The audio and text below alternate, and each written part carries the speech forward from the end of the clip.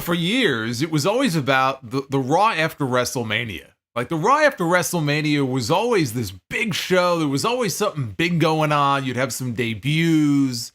They would shoot like a major angle. It was a happening. It's like a big party. Well, we haven't really had that in the last few years. I can't remember the last time we had like a truly great, memorable Raw after WrestleMania. After tonight, it might have to turn into the Raw after SummerSlam. Because what we got tonight in the fallout from SummerSlam was one of the best WWE shows of the entire year. And that doesn't just go for Raw, that goes for Raw, SmackDown, any of their weekly shows. This tonight was easily one of the best Raws, maybe the best, but certainly one of the best Raws of 2024. We had a lot going on this show tonight. It was a very focused show.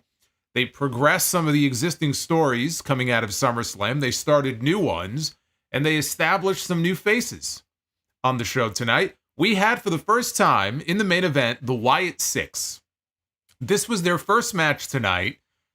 The in-ring debut for Eric Rowan, Joe Gacy, and Dexter Lumis. We had Uncle Howdy and Nikki Cross, Abby the Witch, sitting at ringside watching. And with the Wyatt Six, presentation is so important. Presentation has a lot to do really with what the Wyatt Six is all about, from the opening piano key to the lighting and the spooky entrance and the lantern and everything that we saw tonight. Presentation is a very big part of what they do. But tonight, it was time to put up or shut up. We were going to see them in the ring for the first time and see exactly what we're going to get from the Wyatt Six. And what we got, I thought, was a good main event. I thought that the presentation from start to finish tonight was very well done. I was curious how the match would come off, and I thought it came off well. Everybody in that main event had a chance to shine. Poor Chad Gable still eating L's. He's got a new family now, the Creeds. Meet the new family. Same as the old family. This guy just can't catch a break. But it wasn't about them. Main event was not positioned to be about them. It was about establishing the Wyatt Six. And to that end, I thought they did a good job. And I thought maybe that would be one of the biggest things coming out of Raw tonight, but boy, was I wrong. The Wyatt Six is maybe third or fourth from the top. There was a lot going on tonight. We have a new World Heavyweight Champion coming out of SummerSlam. His name is Gunther. And I was wondering, what would the first program for him be, because we are heading into the Bash in Berlin. So who would be challenging him for the title on that show? Would they go with a rematch with him and Damian Priest? Maybe work Finn Balor in there? That would be the easy way to go, just do a rematch. You've got other people kind of milling around. You've got Sami Zayn all of a sudden who has nothing to do. But Sami Zayn and Gunther for the World Heavyweight title, I mean, that's a PLE match. That's a PLE program for next year. You don't rush into something like that right now. Ilya Dragunov, look, nobody more so than me wants to see Gunther and Ilya Dragunov get 20 minutes or 25 minutes in a PLE match to go at it, let alone if they did the match from Berlin. That would be just an incredible atmosphere, an incredible match. But they haven't really positioned Dragunov in a way that made you think he was going to be contending for the World Heavyweight title anytime soon. So they threw us a curveball tonight. We now know who will be challenging Gunther, his first challenger for the World Heavyweight Championship, and it's nobody that anybody was guessing. Nobody would have really had a reason to think that this is what they would go with, but now we know it will be Randy Orton making his way over to the Raw brand this month so that he could challenge Gunther for the World Heavyweight Championship in Berlin, and there's a very good reason why Randy Orton is traveling over from SmackDown to Raw. Not, I believe, on a permanent basis, but there's good reason going back to the King of the Ring why this match is taking place. The question, of course, is, was this always intended to be the case, or are they playing off something that happened in that King of the Ring match? We also have a lot of drama around the Judgment Day. The Judgment Day has been the dominant faction on Raw now for 2 years. It has imploded. After what we saw on Saturday, we saw Dominik Mysterio betray Rhea Ripley. Hell hath no fury like a Rhea scorned. He and Liv Morgan are now an item. We had Damian Priest losing his world championship thanks to Finn Balor, who put the knife in his back. So what would the Judgment Day look like coming into Raw tonight? That was one of the big themes, one of the big questions. The Judgment Day does still exist. It is the remnants of the Judgment Day with one new member, which is Dom's new main squeeze. So we basically have ourselves the Wolfpack version now of the Judgment Day. But yes, the Judgment Day is still a thing, for those of you wondering. Damian Priest and Rhea Ripley are on the outside looking in, but they now come out of this as two of the biggest baby faces on Monday Night Raw. Rhea Ripley was already one of the biggest baby faces in the company anyway. But this crowd tonight, now where were they? Remind me again, where were they tonight? They were in Baltimore. They were in Baltimore. The Wire. Great TV show. They were in Baltimore, and I got to give my, hats off. I don't wear a hat, but if I did, I would take my hat off to the crowd tonight because they were awesome. This crowd was electric for most of the show tonight, and you could tell that the work that they have put into establishing Damian Priest in particular as a babyface, they didn't really have to do much work with Rhea Ripley. She was already well liked. But as far as Damian Priest goes, the crowd has taken to him. They now see him as a babyface, and I think they see him now on a level that he was not at before he won that World Heavyweight Championship. So for all the people who dumped on him or dumped on the idea of him and Gunther at SummerSlam, that doesn't feel like a big match. Well, you know what? Sometimes the way that you can take somebody who you do not perceive to be a big enough name to be in a spot like that is by putting them in a spot like that. And that was an important step to help get Damian Priest to where he is now, where he is positioned here, whereas he used to be here. And it's working. And that was very evident from the crowd reaction to all of his stuff tonight on the show. The other big match at SummerSlam on Saturday was CM Punk and Drew McIntyre. That was CM Punk's first match back in the ring in 7 months. And he made it through. He survived. He did not come out on TV tonight with his arm in a sling. He did not have a cast on his leg. He did not come out on crutches. He did not come out in a wheelchair or a full body cast. He made it through. That's a good sign. Now we wait and see what happens in the next match. He came out tonight. He was actually in a good mood, even though he lost on Saturday, but he explained why in his promo. And it looked like we were going to get a confrontation head-to-head between him and Seth Rollins. Didn't work out that way. Instead, they threw us another little curveball here for Seth Rollins. And they let me say this angle they shot with Seth Rollins and Bronson Reed, who has been aimlessly wandering around Monday Night Raw now for months with nothing in particular to do. And every week, it feels like he's walking into Adam Pearce's office and he's asking for an opportunity. He's asking for this. He's asking for that.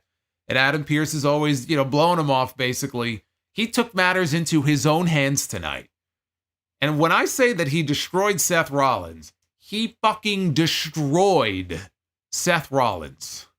Tsunami after tsunami after tsunami.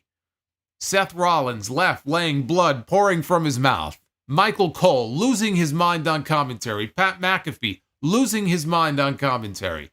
You could not have booked this any better than they did tonight. This was a huge night, the biggest night yet on Raw for Bronson Reed. That was my favorite part of the entire show. When we get to that segment and we talk about it, that right there was my favorite part of the night tonight. I thought that was fantastic. And a story that I would not call my favorite. I actually think it's been quite boring. This back and forth between the New Day and the Final Testament. It's given them something to do on this show, but this story has not exactly been riveting. They did something tonight that has piqued my interest. And for the first time, I am actually interested now in this New Day story. And it doesn't really involve the Final Testament. It really is focused mainly on the New Day. But we had a new face pop up on Raw tonight. It is a face that we have not seen in 2 years that this person has been drafted to Monday Night Raw. We have not even seen their face on this show until tonight. For the first time, we got an Odyssey Jones appearance on Monday Night Raw. I saw him coming down to the ring and I thought maybe he's just been lost this entire time. He finally found his way to the building. Hallelujah. Here he comes down the aisleway, Odyssey Jones. So when I say that we had new faces being established, he was the new face on Raw that we had not seen before. This show had a little bit of everything for everybody. And I feel like even if you are someone who doesn't think this was the best Raw of the year, I think you would probably come away from this show thinking, man, that was a damn good show. And there was a lot going on. All I ask out of Monday Night Raw, because it's a 3-hour show. In 3 hours, it's tough to book. It's tough to keep anybody's attention. It's tough to keep my attention for 3 hours. All I ask is that you give me an entertaining show where I'm not looking at my watch and it doesn't feel like 3 hours. And at no point tonight did this show feel like it was dragging. Did it feel boring? Did I look at the clock like, oh my God, I can't believe we have another 90 minutes of this? That's what I want to see out of Monday Night Raw. Triple H tonight gave us a little bit of everything. He tried to get as many people as possible on the show featured in a meaningful way. This is something that Chad Gable has talked about before. When he re-signed with the company, he made a comment about how Triple H tries to give everybody something on this show. He wants every single person on the roster to have a part to play. This show tonight, it felt that way more so tonight than any other show that I've seen so far during the Triple H regime, I guess you would say. And it established again that Raw right now is the #1 show of the week. Now, SmackDown's going to have their chance on Friday, and we'll see what happens with Roman Reigns is going to be back on SmackDown this week, and we'll see what else they have up their sleeve. But all of the things that took place at SummerSlam had to happen to get these shows back on track, because these shows lately have just been lagging. They've been dull. It's like they fell off a fucking cliff the last couple of weeks. This is exactly what these shows needed to breathe new life into them. I'm excited now. This is a great show. This is your Monday Night Raw review. It is August 5th, 2024. I am the Solomonster. Thank you for joining me here on a Monday night. We're going to go through all of this stuff, and there is a lot of great stuff to go through. Like and subscribe. Super chats are open. You will see them momentarily start popping up on your screen. I want to give a shout out to everybody who helped get the sound off back in the top 10 this weekend. All wrestling podcasts on Apple Podcasts here in the United States of America. Thank you very much. If you missed episode 873, please go ahead and check it out. It is available wherever you get your audio podcasts, which is pretty much everywhere. That's just the Apple charts. We're on Apple, Spotify, you name it, we're on there. So thank you again for all of the support. I appreciate it. I am the learning tree. I will even thank the learning tree. Thanks, guys. NWO Matt getting us started tonight. Thank you for the $12. We had a commercial-free first hour of Raw tonight. They were on Sci-Fi due to the Olympics for the second week in a row, the final time on Sci-Fi. So just FYI, they're back on USA next Monday. But it was a commercial-free 55 minutes, technically, to open the show tonight. Ludwig Kaiser is back. He's been out. Roman Reigns gently down the stream. Well, we're rowing Roman Reigns, aren't we? Row Roman Reigns gently down the stream. We are rowing Roman Reigns down that stream. Thank you, Alex, for the $22 super chat. Alex, I will read yours here in just a little bit. Don't go nowhere. Ludwig Kaiser is back. He was in the ring to introduce the new World Heavyweight Champion to the ring to open the show. The ring general, Gunther, on his way to the ring. That belt, let me tell you, man, that big gold, I call big gold. I mean, it's in the spirit of big gold. But that belt looks just right at home on his shoulder, doesn't it? Even Randy Orton couldn't help but comment on it when he came out. That World Heavyweight Championship, man, it looks like it was meant to be worn over this man's shoulder. So he got in the ring. He got a little pyro celebration in the background. He introduced himself to the audience, called himself the longest reigning Intercontinental Champion of all time, our King of the Ring, and now our World Heavyweight Champion. He said, if we thought what he did with the IC title was historic, wait until what he does with the World Heavyweight title. He said, nothing can catch him off guard. And I thought, what an odd line. Gee, I wonder what that means. Well, something caught him off guard because Randy Orton's music hit. This was an interesting little wrinkle that I did not, well, I mean, I guess I kind of did because it got spoiled about an hour before the show. But when I woke up this morning, I would not have told you that I expected Randy Orton to be confronting Gunther on the show tonight, but there he was. And down to the ring he comes. And even Gunther admitted that he was wrong because that actually did catch him off guard. Orton said that he was the only reason that Gunther was holding the world championship in the first place. He says, you beat me at the King of the Ring, but did you really? Did you really beat me? Orton reminded all of us that his shoulders were up off the mat during the pinfall at the end of the match, which they were. And we talked about it at the time when I reviewed the show. It was clear as day that when he got pinned, he should not have been pinned because his shoulders weren't down. So he said he's been there long enough in the company to know that the referee's decision is final, but even Triple H said that there should be a sequel. And so Orton was calling his shot now. Orton was the only one in the locker room, he said, that could match him. It was technician versus technician, smooth versus smoother. I hope that's certainly in reference to their wrestling ability. Said the fans deserved a modern-day Flair versus Steamboat. And Gunther considered himself a living legend, and that was perfect because Orton said that he made a career out of killing legends. Orton planned on walking out of Gunther's home country, he said, as the world champion. Gee, I didn't know that the Bash in Berlin was taking place in Vienna this year. He did this twice, by the way, in this segment. He called Gunther German and said that he's wrestling in his home country in Berlin, even though he is not German. He is Austrian. I mean, this is like something that you would see, in a Vince McMahon run WWE. Austria just doesn't sound mainstream enough, so we'll just call him German. It's all the same. That's fucking lame.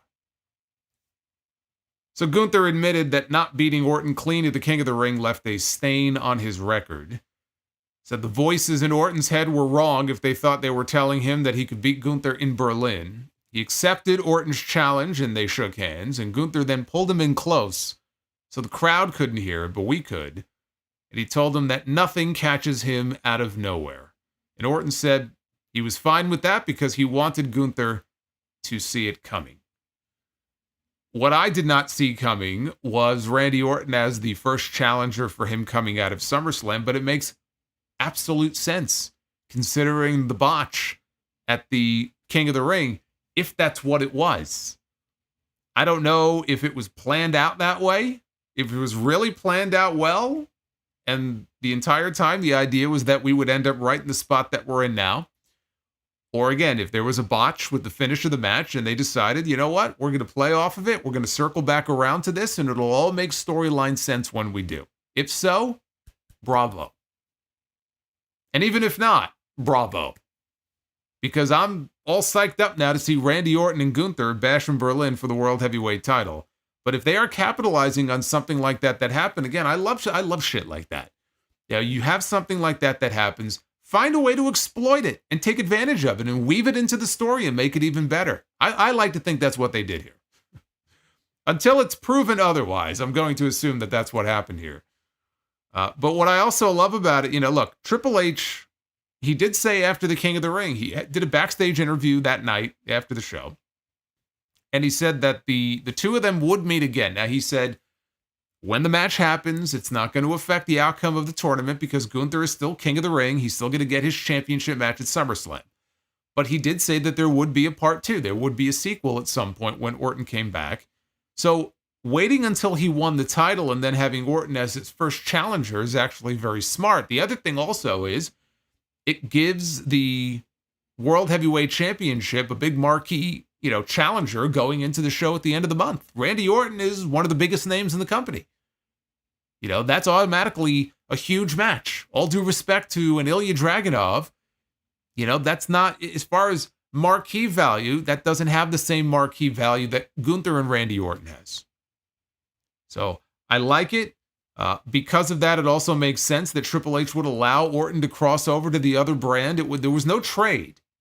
Okay, so there was never any mention of there being a trade. And I'm going to talk about something that happened earlier today with the two GMs. Didn't involve this. But it at least makes sense because Triple H already said this match is going to happen. It has to happen. And now it's happening. You know, he's allowing Randy Orton to cross the border, you know, into Raw. He's climbing over the wall to Raw, and now he's going to challenge for the World Heavyweight Championship without the need for there to be any sort of formal trade. If it is a one-shot deal, Orton can still go back to SmackDown when this is over, and he could still challenge Cody Rhodes for the WWE Championship. Now, initially, I thought that we were going to get a Gunther and Randy Orton rematch at Clash at the Castle. Like when Triple H made that comment, I thought that's what everything was being geared towards. And they were going to do the match there, and then, you know, Gunther would have beat him again, and that would be the catalyst for Orton to snap and go heel, and then ultimately challenge Cody Rhodes at SummerSlam, back when I thought that was going to be the SummerSlam match, for the World Heavyweight Championship, or the WWE Championship. But a Randy Orton heel turn, it has to happen. It makes all the sense in the world, and I'm going to tell you why. The only thing you need to know, as far as why it makes sense and why I think this is where things are headed. Randy Orton came back to WWE at Survivor Series last year. He was part of the War Games match. He was on Team Cody, right? It was him and Cody and Seth and Sammy and Jay, and they won. Starting in January of this year, take a look at Randy Orton's record of PLE matches. He has not won a single match. He lost at the Royal Rumble. He lost at Elimination Chamber. He lost at WrestleMania. He lost at Backlash.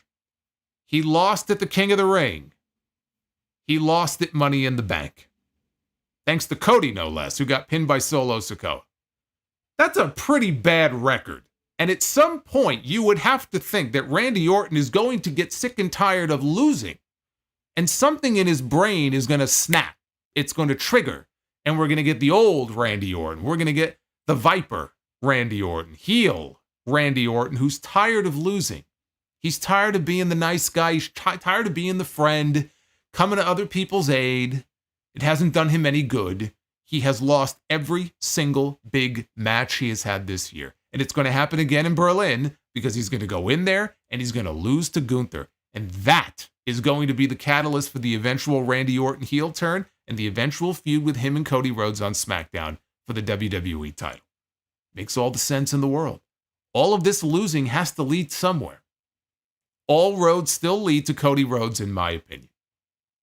So this is a very simple setup to the match in Berlin, but a nice little surprise here, and I'm happy that we're getting the match.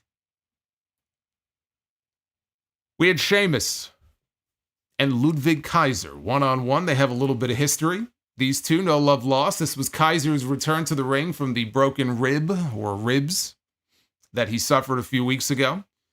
Sheamus was in control until Kaiser feigned another injury to the ribs on the outside, but he suckered Sheamus in for a cheap shot.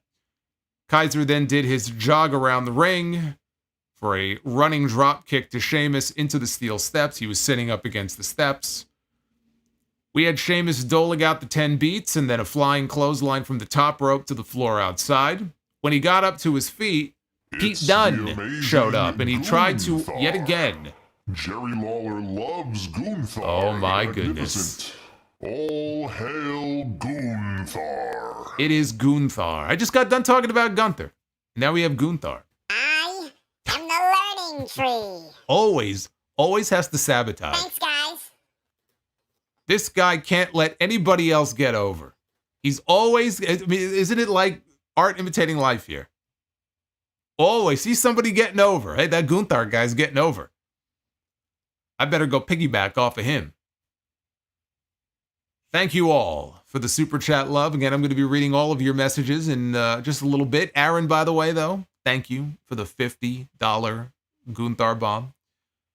And Pisco, thank you as well. So Pete Dunne, this is the second time now that Pete Dunne has attempted. First time he was successful. This time he was not. Trying to strike Sheamus with a shillelagh, but he missed.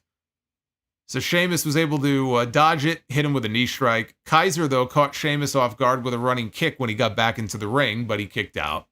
Sheamus then followed with a bro kick, and he picked up the win. Really good stuff here from these two. A win for Sheamus gives him some momentum before he heads into battle soon, maybe Berlin against Pete Dunne. Although, honestly, Sheamus and Pete Dunne, I don't think that's going to be a Berlin match. I mean, unless they just want to get... You know what? I take that back. I actually think there's a very good chance it ends up on the card in Berlin. And I'll tell you why. Ludwig Kaiser. Unlike Gunther, Kaiser actually is German-born. So that is going to be a homecoming for him, and I think that Triple H is going to want to get him a match on that show. I just can't figure out who it would be against unless he was worked into this feud. So I could see this turning into a triple threat match, and maybe we get something with Sheamus, Pete Dunne, and Kaiser to get him on the card. And frankly, maybe even get him a win. Right? Because Sheamus and Pete Dunne, the issue is really between the two of them. They could cancel each other out. Ludwig Kaiser could come out of that a winner in Berlin. So that's kind of where I'm visualizing this going. Because otherwise, I'm not really sure there's an obvious opponent for him on the show. And I just would be very surprised if he ended up not being on that show in some way. They aired a cool video for the Wyatt 6, playing off the fact that the original Wyatt family debuted 11 years ago, also in Baltimore. After this, we had Damian Priest, the now former World Heavyweight Champion, marching with authority. He was in no mood, marching down to the ring faster than I have ever seen him before. He gets into the ring, and he immediately demands that Finn Balor come out and take his beating like a man. Priest talked about being on his own for most of his life until he found the Judgment Day. He could thank Adam Copeland for that. And they felt like family. But after seeing the reaction of the fans, he knew that they, all of us, were his new family. He wasn't so pissed off about the fact that Finn Balor cost him the World Heavyweight Championship because he said, I could just win it back, which, good luck with that. You ain't going to be tasting that World Heavyweight title for a while, so long as Gunther has that championship. And when Gunther eventually loses it, it ain't going to be back to Damian Priest. So he may be World Heavyweight Champion again one day, but that day is not going to be for a very long time. But he says, I could always win the World Heavyweight title back. I'm not really so upset that you cost me the title. But what really upset him is the fact that he took the title from all of them, all of us. So he can't let that stand. Priest said that when Balor is suffering, he would know that he is the reason for the pain. Priest called for Balor to come out so that the beatings could begin. Finn Balor did not come out, but he did pop up on the big screen. He was sitting in darkness somewhere in the back. He said that Priest brought this on himself. Said Damian Priest betrayed the Judgment Day. Said they all have each other's backs. There are no leaders. That's the way it's supposed to be. We look out for each other. There is no singular leader of the Judgment Day. He said, though, that all changed when Priest became the World Heavyweight Champion. A year ago, he, Finn Balor, almost became World Champion. But he lost. That was to Seth Rollins. And he said, what was it that you said to me to console me? He said, Priest told him, Finn, it's time to man up. And that really pissed off Finn Balor. So Balor said that he waited a full year to man up. So you're from the streets. Well, now you're just a loser from the streets. I'm not going to fight you. JD McDonough will. And if you really pay close attention, you could hear the audience when Priest said that. Oh, man. That really was. That was comedy. That was comedy. You could sense it from the crowd. They were very amused by that line, as was I. But he said that JD McDonough will.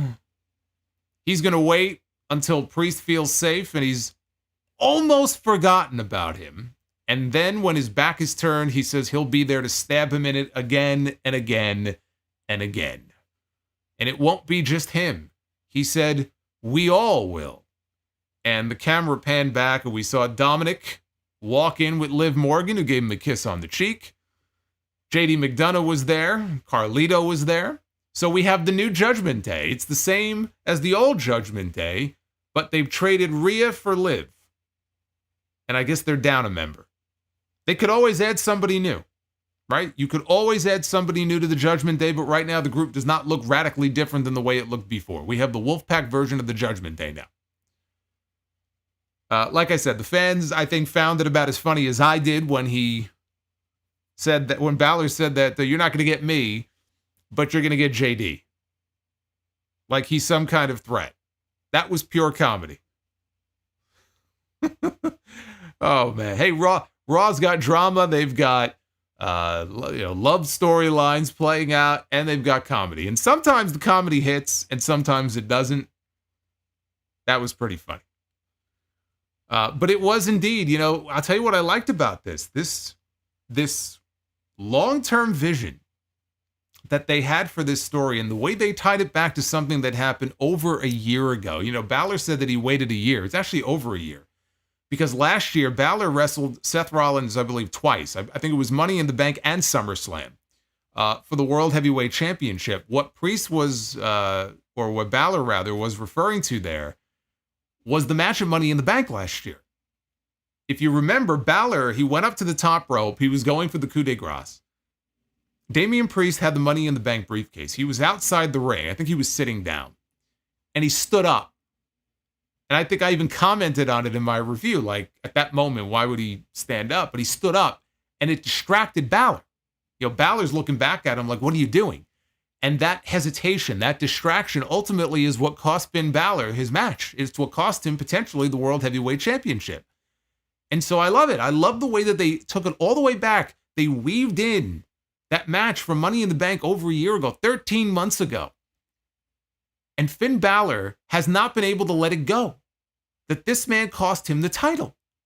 So then you could think in your mind, imagine then when Damian Priest wins the title at WrestleMania and they're all happy for each other and everything. And Priest is being very assertive now. He's throwing his weight around as if he's the new leader of the Judgment Day, especially with Rhea being gone when she was hurt.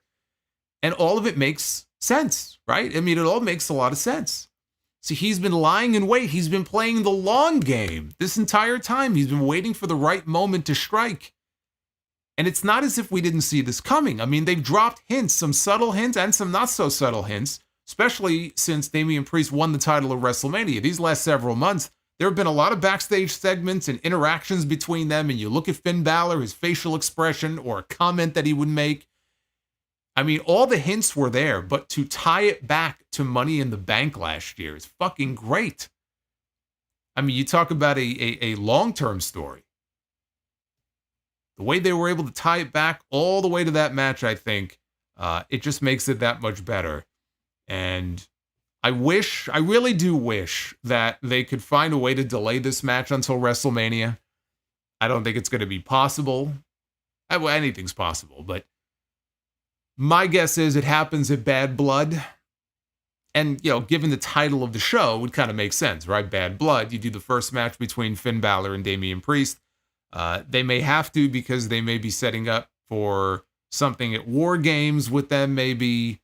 And not even necessarily a War Games match, but something involving, Priest and Balor and the Judgment Day members. So, I get it if they can't hold off on that first singles match until WrestleMania, but just, given the kind of the deep history between these two and the way they've been able to tie it back to those earlier days, it really is a match and a story that is WrestleMania worthy. So if we were a little bit closer, I'd say just find a way to hold off on it, really build to it. Because think about what Balor said in the promo here, right? You're not going to get me. I'm going to make you wait. I'm going to make you wait so long that you almost forget about me. And right at the moment that you almost forget about me, that's when I'm going to strike, right? And I'm thinking, man, if they could just hold off on that until Mania, or maybe in the Royal Rumble, Damian Priest, he's tossing guys out left and right over the top rope, and then Finn Balor is the one who sneaks up behind him and eliminates him and reminds him, like, you forgot about me. And then you build on the road to WrestleMania. I don't know if they could do it or not, but I kind of wish they would. Adam Pearce was on the phone backstage. This actually turned out to be a pretty important segment here. He was on the phone. Bronson Reed showed up. And Reed said that I beat Sheamus last week, and he was very upset about Sheamus having a match tonight. Anyway, he said that Pearce always has an excuse, and if he wants to get to the top, then he's going to have to take matters into his own hands. And off he went. And it just kind of came across like one of those benign backstage interactions. But boy, he wasn't lying when he said he was going to have to take matters into his own hands. I am the learning tree. NWO Matt. Thanks, guys.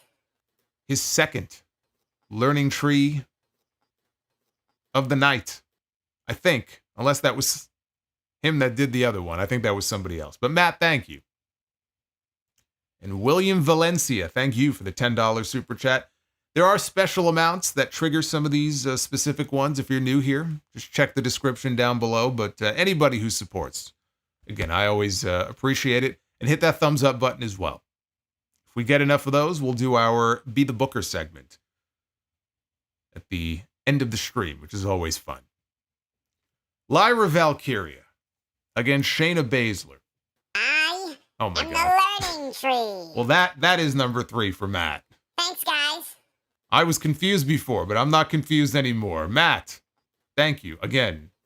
Yet another learning tree here during the stream. Chris Jericho never has to go back to WWE. I mean, he gets more airtime on the WWE streams, I think, than he does my AEW ones. So Michael Cole said that he learned something interesting or weird about Shayna Baszler. I did not know this. Said that Shayna is a big soup, I guess, aficionado, you would say. She scours the internet for, I guess, different recipes for different types of soup. And she makes soup. I love soup. Shayna and I would get along real well. I'm a big chicken noodle soup guy myself. Chicken noodle soup is the best soup. You want the key to my heart?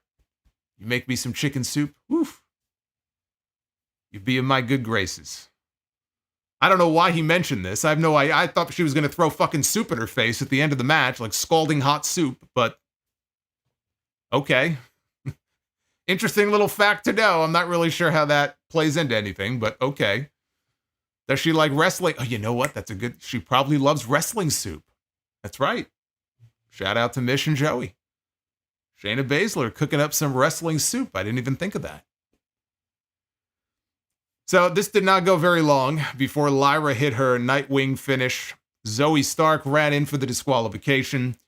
Damage Control ran out. They cleared Zoe and Shayna and Sonya Deville from the ring as the two groups continue their recent feud. I think Michael Cole later in the show said that they were fighting to find out who would have control of Raw. And I'm like, control of Raw? How about none of the above? They're fighting for the mid-card on Raw. Control of Raw. Give me a break. That's like him calling Logan Paul's reign of 3 title defenses in 9 months incredible. I mean, come on now. The hyperbole is a little ridiculous here. So Lyra was on the verge of a win before the interference, so at least she had the chance to look strong here. Crowd was more receptive to Damage Control in the babyface role this week as compared to last week. Last week, it just felt like people didn't know what to make of them one way or the other because there was never any kind of turn. They really haven't done anything to get in the good graces of the fans. But this week, they were kind of picking up on the idea that, okay, I guess we're supposed to cheer for them. Clam chowder. People are talking about different types of soup here. Clam chowder? No. Anything with cream in it, get it away from me. Lentil? Ugh. Lentil is garbage. Chicken noodle soup. That's all you need. It's good for the soul. If you're sick, I'm telling you, if you're sick, you have some chicken soup, you can start feeling better.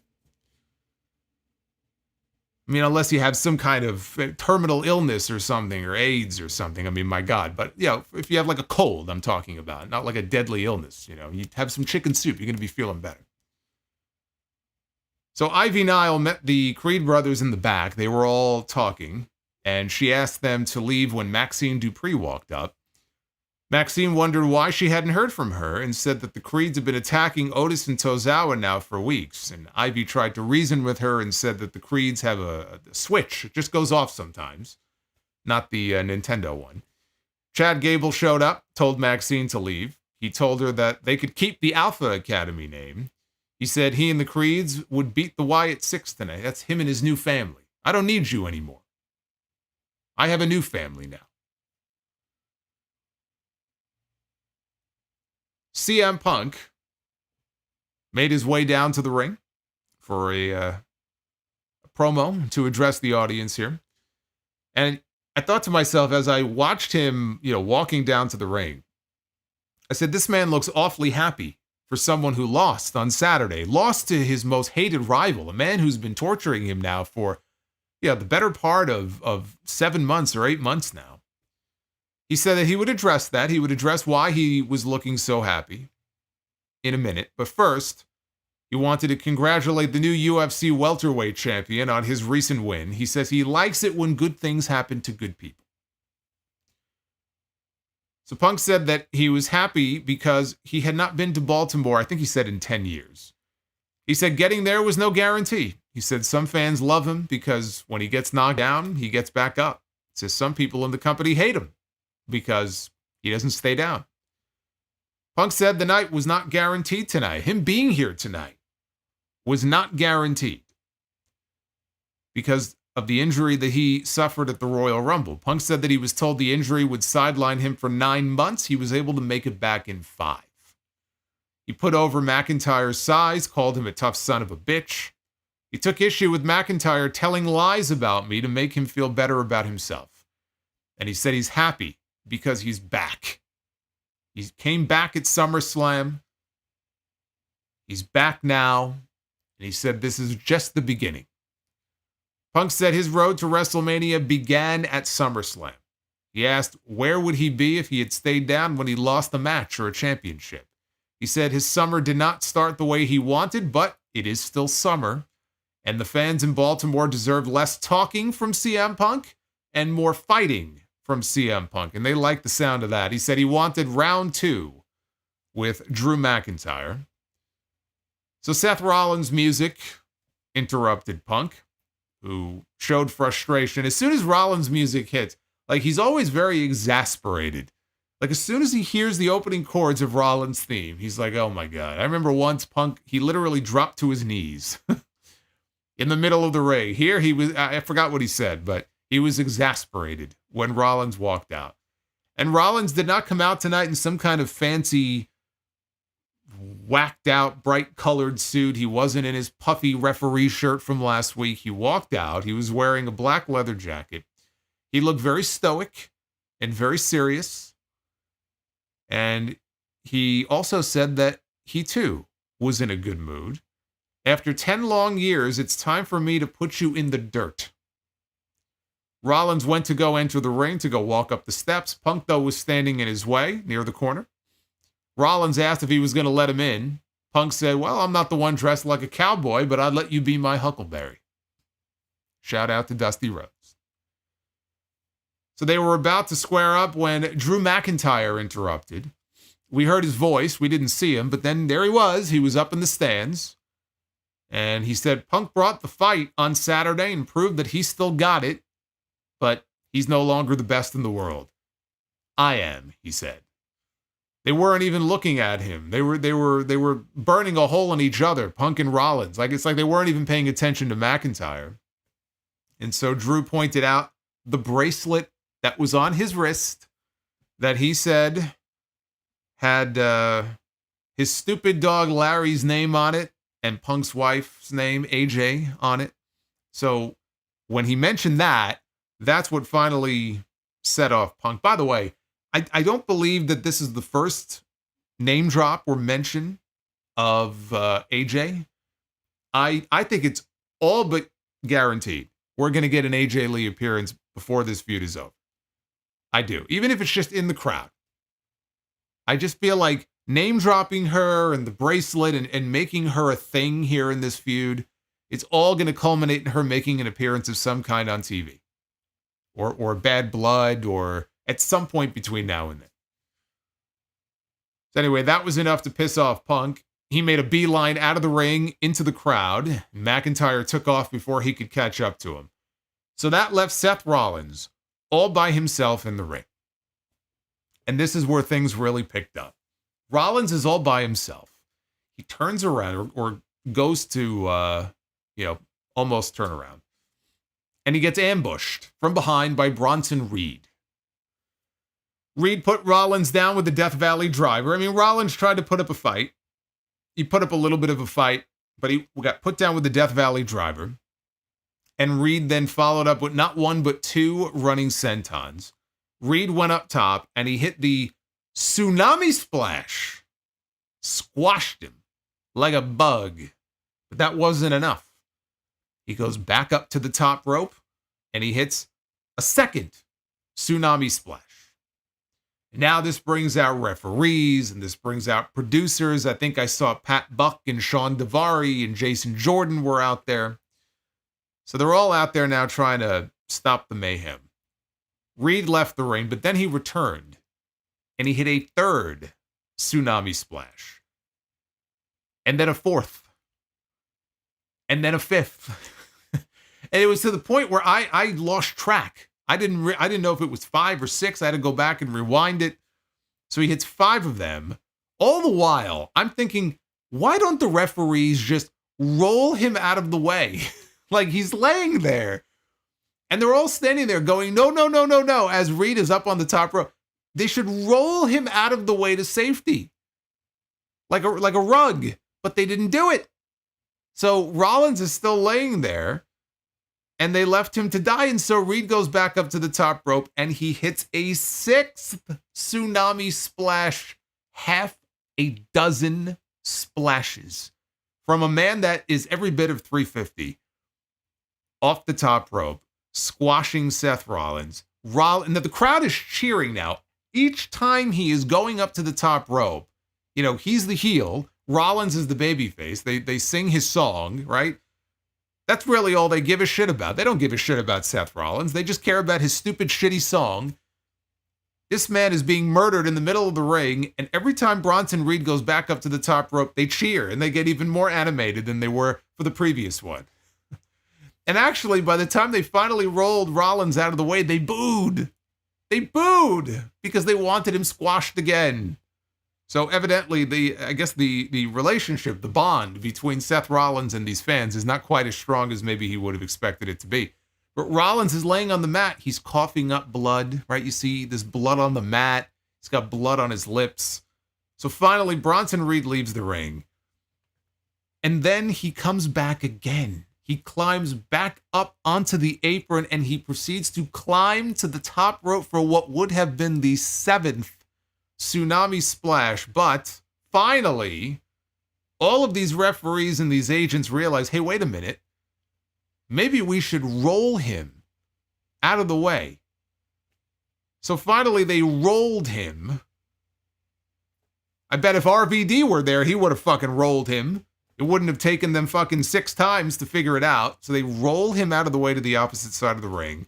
So Reed just sits down on the top turnbuckle with his arms crossed like this, looking like King Kong. Just admiring all of the carnage and all the mayhem and all the damage that he has caused. This segment, honestly, it gave me Vader and Monsoon vibes from 96. If you remember Vader's debut on Monday Night Raw, it was the night after the Royal Rumble. I think he had a match with Savio Vega. And Gorilla Monsoon at the time was the storyline president of the WWF. And he attacked Monsoon. Because technically Monsoon put his hands on him first to try to calm him down. And, so Vader just said, hey, all right, hey, you put your hands on me and fuck you. I'm going to put my hands on you. And he attacked Monsoon and he gave him a Vader bomb, right? But he only gave him 1. It's not like he gave him 7 of them or 6 of them.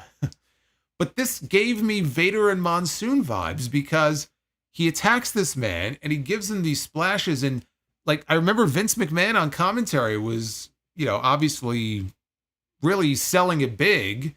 Michael Cole on commentary and Pat McAfee, but more so Michael Cole, I thought did a tremendous job on commentary, really selling this, and he's putting it over in a panicked way. You know, somebody's got to stop this. This guy's out of control. And I just thought he did a really good job of putting over the enormity of what we were seeing and the beating that he was giving Seth Rollins.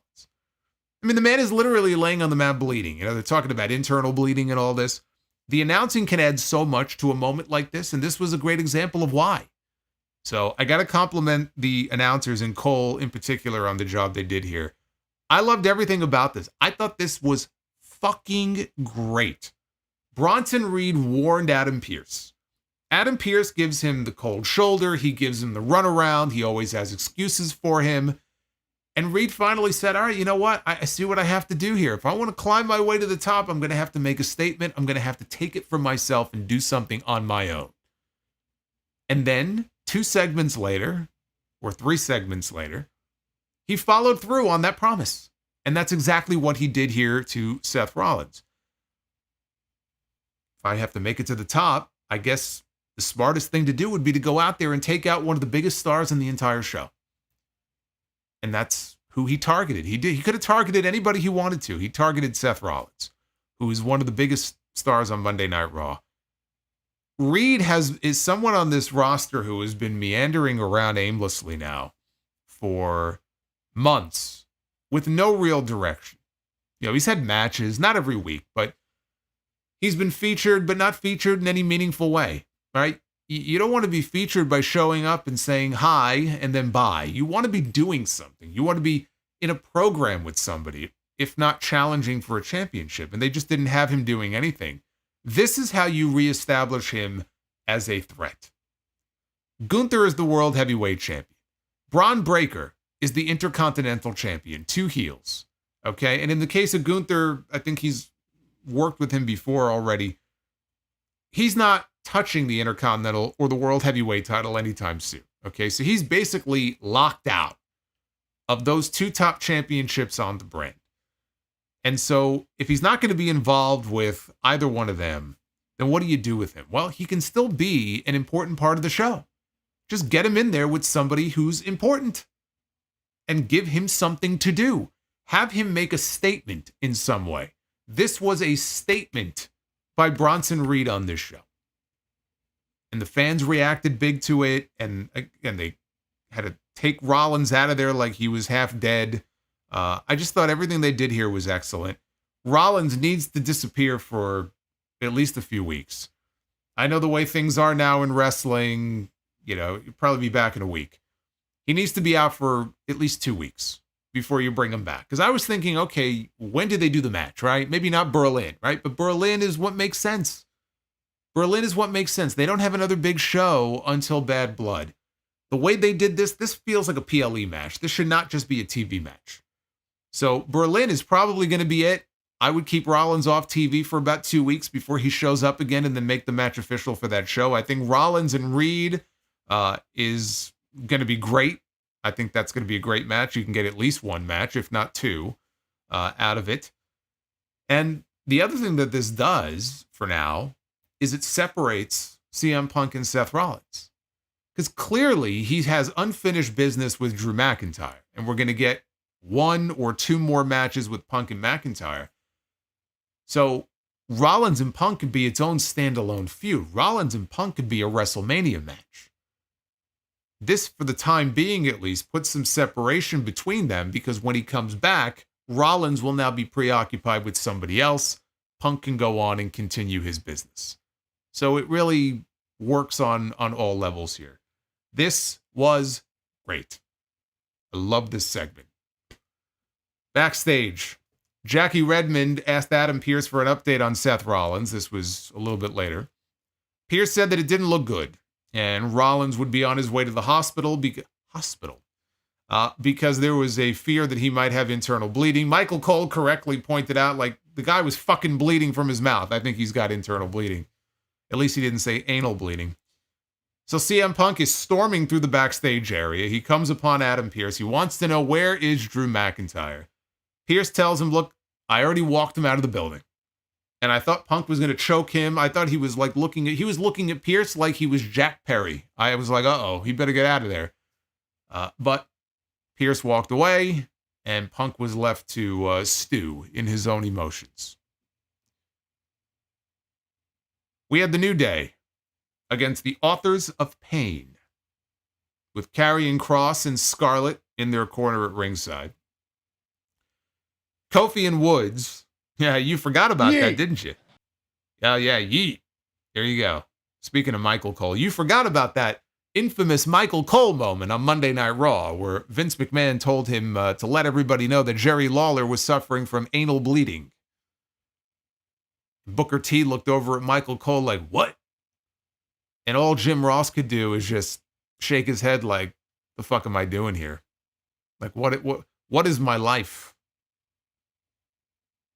I don't miss those days.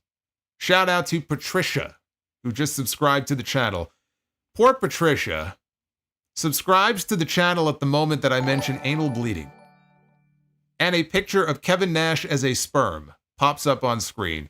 Patricia is probably now gone from the channel. It was nice knowing you. Your timing could not be any worse. But you never know, though. Maybe Patricia, hey, she's a very laid-back gal. Maybe she doesn't care. Maybe she finds it funny. I don't know. But of all the moments for a new subscriber, for a new female subscriber to pop up, I picture Patricia like the Grandpa Simpson meme, you know, grand opening, grand closing. It was nice knowing you, Patricia. Thank you. Oh, man. Row Roman Reigns gently down the stream.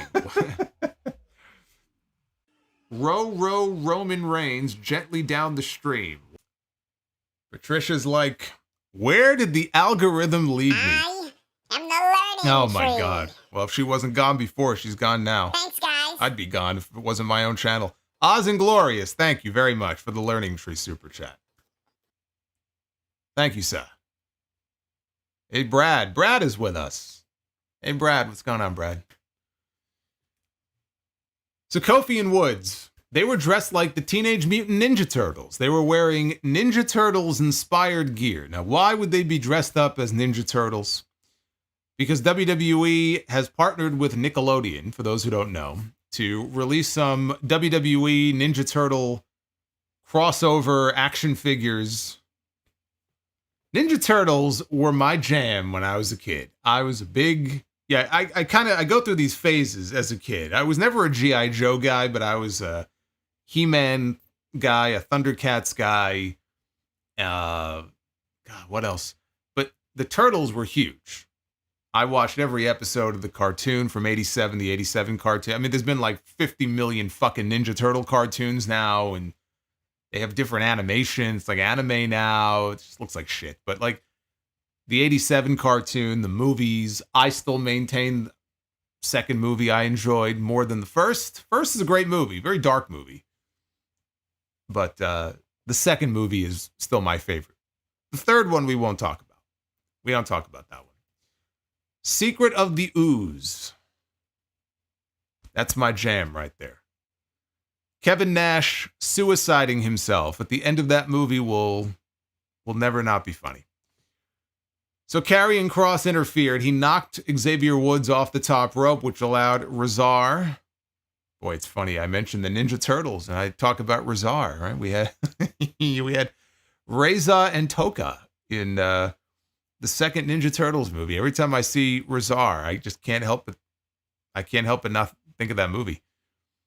Michael Cole called the referee a goof for missing Karrion Kross knocking Xavier Woods off the top rope, even though the referee's back was turned because Scarlett jumped up on the apron. Who among us would not be distracted if Scarlett jumped in front of us? Okay, so let's cut the guy some slack. All of a sudden, as this is going on, Odyssey Jones marches down to the ring. And as I said at the beginning of the review, I thought maybe he was lost for the past 2 years. And only now did he finally use, ways to find his way to the building. Because this is a man who was drafted to Monday Night Raw in the draft in 2023 and never made a single appearance.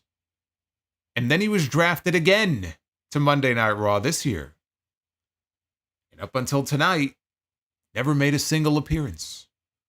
But now he finally has arrived. In Odyssey Jones, he hits the ring, or the ringside area. He tosses Karrion Kross over the barricade into the crowd.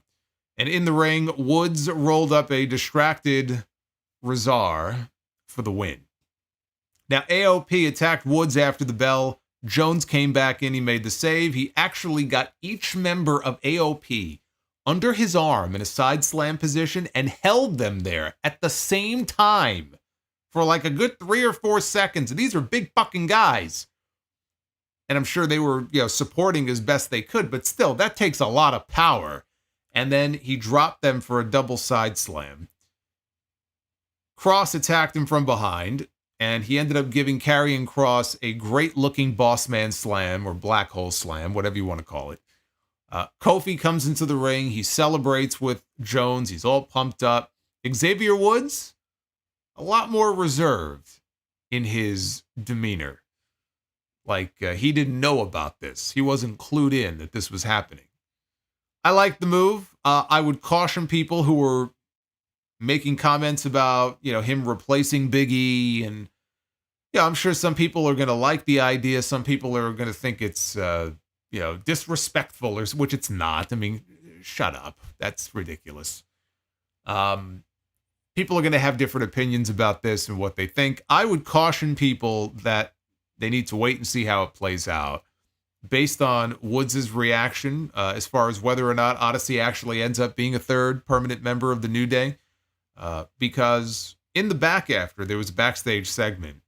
Woods said he didn't know that the two of them were friends. And Kofi said, oh, yeah, when I was at the PC, and I was healing up from my injury, and I was getting ready for my comeback. And I met up with Odyssey, and we got to know each other a little bit. And then Odyssey said that, Woods, he heard from Kofi that he and Woods needed some help against the Final Testament, and so he wanted to offer his services and be of help to the both of them. Just watching Xavier Woods in this segment, you could tell that something was off. Something was definitely off here. There's another story playing out here. I don't know if the angle is going to be that Woods is upset that Jones is effectively taking Big E's spot, and that upsets him. And then maybe we get Big E on TV. Not necessarily in action, but Big E is around all the time. Big E was just there at SummerSlam on Saturday. He was, at the pre-show panel and everything. So Big E could absolutely be brought in as a character on TV for a segment or for a series of segments. Who's to say that Big E does not get worked into this story? That would be an interesting direction to go in. Or it may not have anything to do. Big E may not even be mentioned. It could be a case where this plays into what Karrion Kross has been saying to Xavier Woods. To try to break up the New Day, to try to drive a wedge between him and Kofi. Kofi doesn't care about you. Kofi only cares about himself.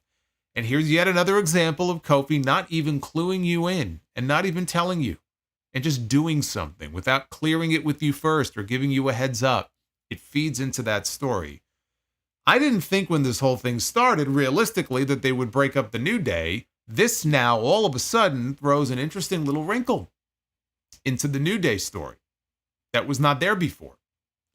This has gotten my interest in a way that everything they have done up to this point has failed to do. All of a sudden, I'm interested. They have my attention now. I want to know where this is going to go. So we shall see. For those who don't know about Odyssey Jones, he's a very charismatic guy. Got a great personality. He'll get over very easily, just based on that alone. He's similar to Big E in that way. Big E is a very charismatic guy. He's a very wacky guy. Odyssey Jones is cut from the same cloth. So I don't see him having an issue getting over in front of the audience. And the power spots, the stuff that he did here, he looked very impressive, for the limited stuff that he did here in this segment. He can absolutely be a big star. But it's just been a running joke for so long now that he was drafted twice and had never made a single appearance on TV. And then when you hear about these releases that happen from time to time, I always expected that he would end up on the list one of these times because it just felt like they had nothing for him. It's kind of like Dijak, right? He got drafted to Raw. They didn't have a plan for him, so they let his contract run out. And I was starting to think that Odyssey Jones was going to end up on the same list, and I'm happy that he's not. I'm happy they finally found something for him to do. I hope Xavier Woods does go heel. I hope he does split from Kofi. The New Day has been together now for a decade. And obviously they're one member short. Now you can always add a new member like Odyssey Jones, and he'll add a little something new to the group. But the New Day, it's been so long. And they have had nothing of any meaning or substance for them to do. I think the best thing would be to play the story out and have Woods make the choice that, you know what? Cross was right about you. And have them split. And let him go off and do his own thing for a while.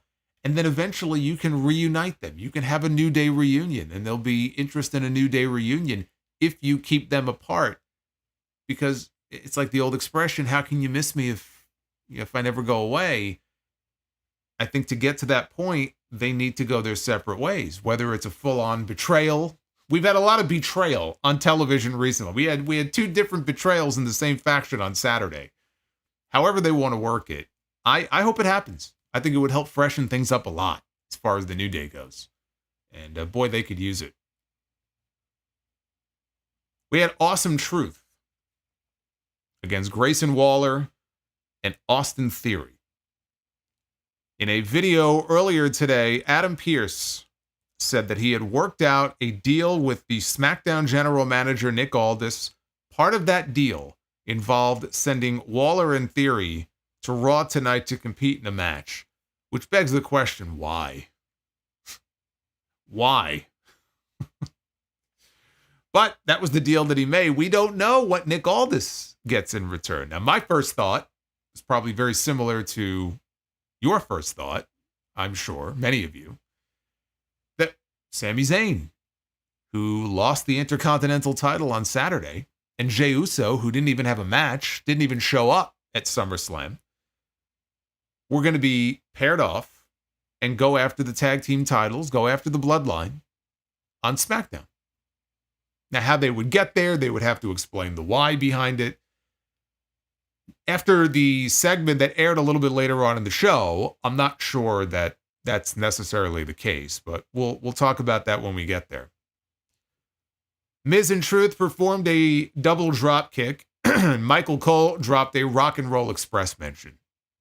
This was the second Rock and Roll Express mention in 48 hours. So my question is Triple H going to bring in Ricky and Robert? Like, is this the plan here? Why are we getting all these Rock and Roll Express mentions all of a sudden? Maybe we're going to get a Rock and Roll Express cameo. Even if it's just one segment. Why not? When was the last time we saw the Rock and Roll Express on WWE television? Oh, the Judgment Day. You know, some of the members may have changed, but the group is still there. And they're still interrupting. Hey, thank you. Ian with the $32 Judgment Day interruption. Thank you, sir. I'm trying to think. I mean, I remember they brought in the Rock and Roll Express for a match with the Heavenly Bodies, I think. So it was like SummerSlam, maybe Survivor Series 93. They came back in 98 during the Attitude Era when they did that NWA angle. And that might have been it. That might have been the last time. 1998. Probably the last time we've seen Ricky and Robert on WWE TV. I guess they went into the Hall of Fame, so if you count the Hall of Fame. Why not? Why not get them out there? One time. Get them on TV. Come on. Rock and Roll Express, one of the best teams of all time. The key spot here in this match, though, was R-Truth hoisting up Grayson Waller in such a way that it caused Waller's legs to hit Miz in the face, and then he tumbled out of the ring. Yeah, it's funny. They did a spot like that at the Survivor Series back in 91 with the Rockers. It's part of what led to their fracture on the barbershop. So Theory hit A-Town down on R-Truth and pinned him. After the match, Miz helped Truth up to his feet and then shook his hand and hugged him. But the split is coming. It's very clear now. The split for Awesome Truth is on the way. Miz will be a heel again shortly. Awesome Truth has been played out now for months. It's long overdue. You know, they had that great moment at WrestleMania. I was happy for Truth. And 2 weeks later, I was already over it. So here we are now in August. I think the time has come. Kathy Kelly was in the back to interview Braun Breaker, the new Intercontinental Champion. And she asked him if he was prepared for the onslaught of superstars who were coming for the title. Braun noticed how many wrestlers like to talk about how long they've held the title for. How many days, how many years. Said it's been under 3 years since he debuted on WWE television, including NXT. And it took less than 3 years to win the Intercontinental title. As far as he's concerned, he was the hunter and everybody else is the hunted. I'm coming for everyone, he said. He felt sorry for everybody else. A lot of people thought he was born for this moment, but he wasn't. The title was born for him. And he showed us the nameplate on the side that had his name on it and said that no man could take his name off of his title. Well, then he better hope he doesn't run into somebody with a screwdriver, because it'd be pretty easy to take his name off that title. He's lucky that the Callis family is over in AEW. You know, Don Callis is running around with that fucking screwdriver, so he's lucky they're over there. Although, Braun Breaker against Konosuke Takeshita would be a fucking great match. Maybe one day. Maybe one day. I see some news floating around about the Lucha Bros, which is very interesting. Potentially coming over to WWE, although that is not confirmed yet. We had Damian Priest one-on-one with JD McDonough. Before the break, McDonough hit a dive out to the floor through the ropes, smacked his head right on the edge of the announce desk. That could have been bad. That could have ended very badly. Priest was too preoccupied with Carlito outside, so McDonough shoved him into the ring post and hit a suicide dive, which led to what I just mentioned. After a break, Priest hit a flatliner and no-sold McDonough's slaps. Priest hit a Falcon Arrow. McDonough rolled outside, so Priest went out after him, shoved him backwards over the announce desk before rolling him back in the ring. Priest set up for a choke slam, but Finn Balor attacked him from behind for the disqualification. Priest sat up upon seeing Balor, but everybody swarmed Damian Priest. Now we had Dominik Mysterio came out with Liv Morgan. Carlito is there, JD McDonough, Finn Balor. And they're all just putting the boots to Damian Priest. Priest fought them all off, cleared the ring until it was just him and Finn Balor. Balor realized, oh shit, I got to get out of here. And he went to go leave, but Priest grabbed him and he set him up for the Razor's Edge. Liv Morgan, though, pulled Balor. He yanked on his leg and pulled him down to safety, and he escaped. So then Liv got in Priest's face, or his chest, I guess. Dominik chop blocked him from behind. They swarmed Priest again when Rhea Ripley's music hit. Place went crazy. What a fucking pop for Rhea Ripley when she came out. Dom and Morgan tried to run away. Dominik made it into the crowd. I love how he left Liv Morgan behind. He's like, I'm getting the fuck out of here. Now, normally, if chivalry is not totally dead, I would like to think. And you would think that, like, he would tell her, get in front of me, right? Like, you go in front, I'll be in the back. Nope. He just zipped on out of there. So he was able to escape. Liv Morgan was not as fortunate, and Rhea Ripley caught up to her before she can make it into the crowd. So she sent Liv Morgan into the ring post, and she sold it like death. Then she cleared off the announce desk and set Liv up for the Razor's Edge of her own. When Dominik came back, grabbed Liv's legs, pulled her down to safety, and the two of them fled into the crowd. But we were not done yet. We were not done yet because now people are going crazy for all this, right? This is a hot segment here, and then they cut back to the ring, and there's still action going on in the ring, even though the match is over, because JD McDonough is in there fighting with Damian Priest. Rhea Ripley gets into the ring. McDonough ends up getting kind of shoved, and he spins around, and now he's face to face with Rhea. And Rhea ends up giving him a headbutt. Priest gave McDonough. This is, I shit you not, the biggest fucking chokeslam I have ever seen in my life. I have seen a lot of great chokeslams, okay? Kane, when Kane was at his physical prime, I'm talking prime Kane, like fucking 2000 Kane, 2001, when this guy was just, he was like a fucking statue, this guy. He would dole out one-handed chokeslams like they were nothing, okay? The best chokeslam I had ever seen before was actually The Undertaker to Brock Lesnar, of all people. Brock Lesnar, back in 2003, I think it was in a dark segment. Brock Lesnar, man, he got such height on this chokeslam. Might have been right before their chain match. I think they had like a chain match or something at No Mercy. The height that he got on that chokeslam, I never forgot that.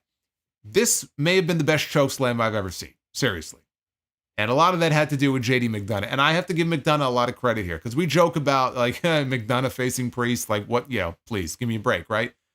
Because that's the way he's portrayed, right? He's portrayed, I don't want to say a jobber. He's not a jobber. He's one half of the tag team champions, but he's not typically portrayed as a serious threat. But I will give him a lot of credit here because he's a great worker. And he was bumping his ass off here. So credit to him, because a lot of that has to do with him going up for it. But this was just a monstrous chokeslam. It looked like he just got wrecked on the landing.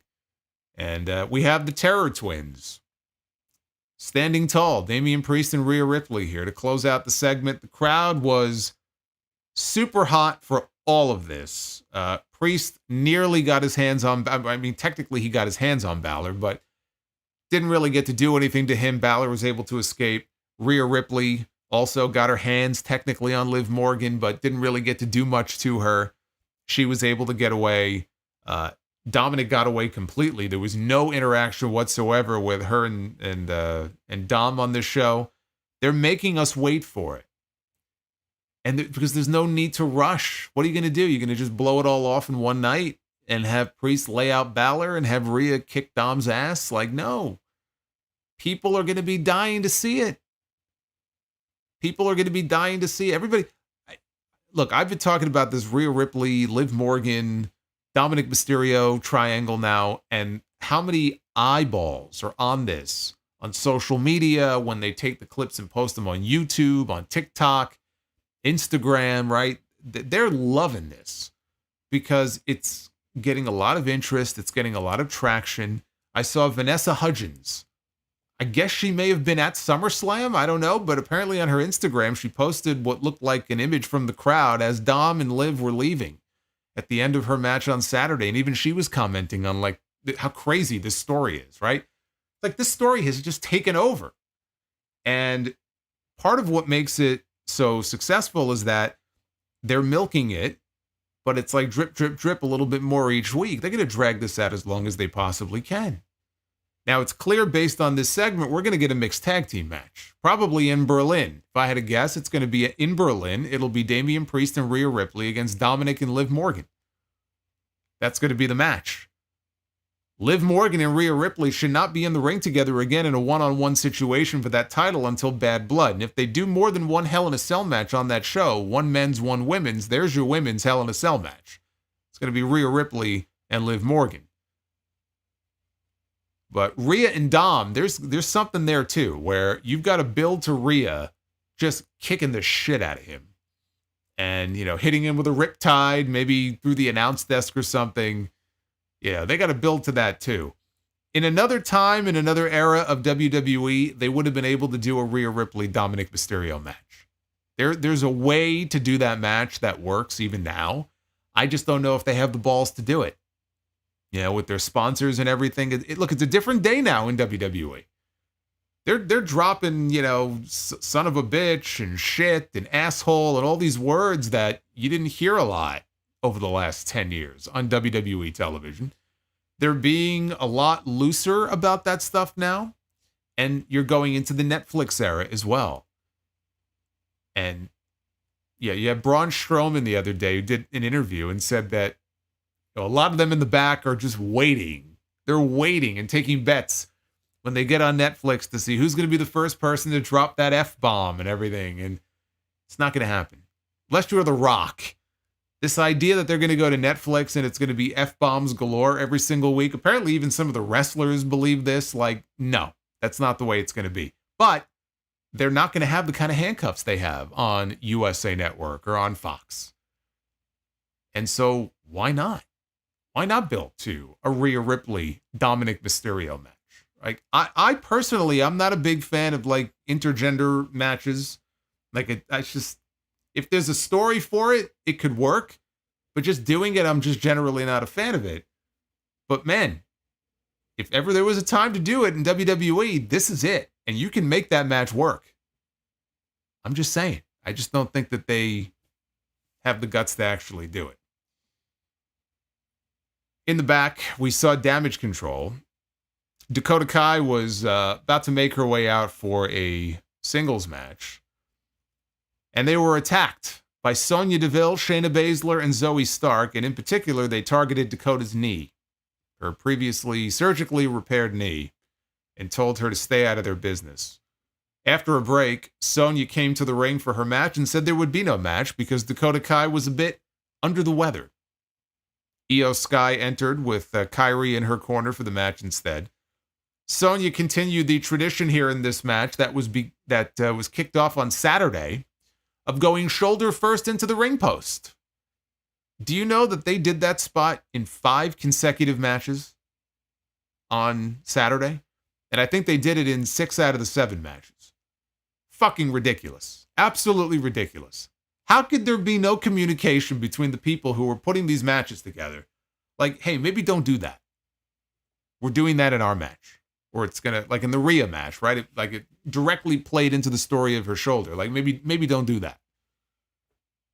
So we had it again here. Into the ring post she goes. Io and Kairi both went up top at the same time. Io hit a moonsault onto Deville and Baszler, while Kairi took out Zoe with an insane elbow. Io put Sonya back in the ring and then hit her with her over the moonsault and picked up the win. I hope Dakota Kai is not hurt again, and that's the reason why they took her out of this match.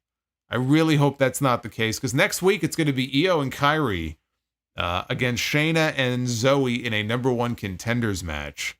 And in the match graphic, they didn't even have Dakota in the graphic. You know, like she's going to be in their corner. She just wasn't even featured. So I take that as a bad sign, but hopefully I'm wrong. Hopefully she's okay. But that didn't feel like a good sign to me. They did that once with Tegan Nox in NXT. And this was after she had already had 2 different ACL tears. They shot an angle where, you know, she was taken out and it was a cover because she had to have knee surgery again. Backstage, Ilya Dragunov was talking to Sami Zayn and reminded him that he was a champion who inspired other people. And Sami looked very sad. He thanked him and said that Ilya would be a great champion one day too. Dragunov left. Jey Uso entered. Jey tried to cheer up Sami, and Sami said, man, you know, this loss, it feels like it's just a hard pill to swallow. And Jey said that he would get his rematch. You'll get your belt back. Sami was faking it, though. He said, actually, he's in a good mood because he talked to Adam Pearce about getting his rematch next week with Braun Breaker. And they are having a match next week. It's going to be 2 out of 3 falls. They flashed it on the screen, so I was thinking what's the stipulation was.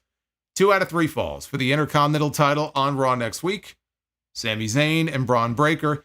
Hey, at least that guarantees we're going to get more than 5 minutes. They only got 5 minutes at SummerSlam. So now we're going to get a much longer match, probably in the main event, if I had to venture a guess, with the 2 of them next week. And then Jey said that Sami would end up being a double champion because not only is he going to win back his Intercontinental title, but they have unfinished business with the Judgment Day. And so what they're going to do is go after the tag team titles. And then Sami Zayn can be a double champion. I'm not sure where that leaves them for the Bloodline story, but they have to be a part of that story. I mean, Jey for sure.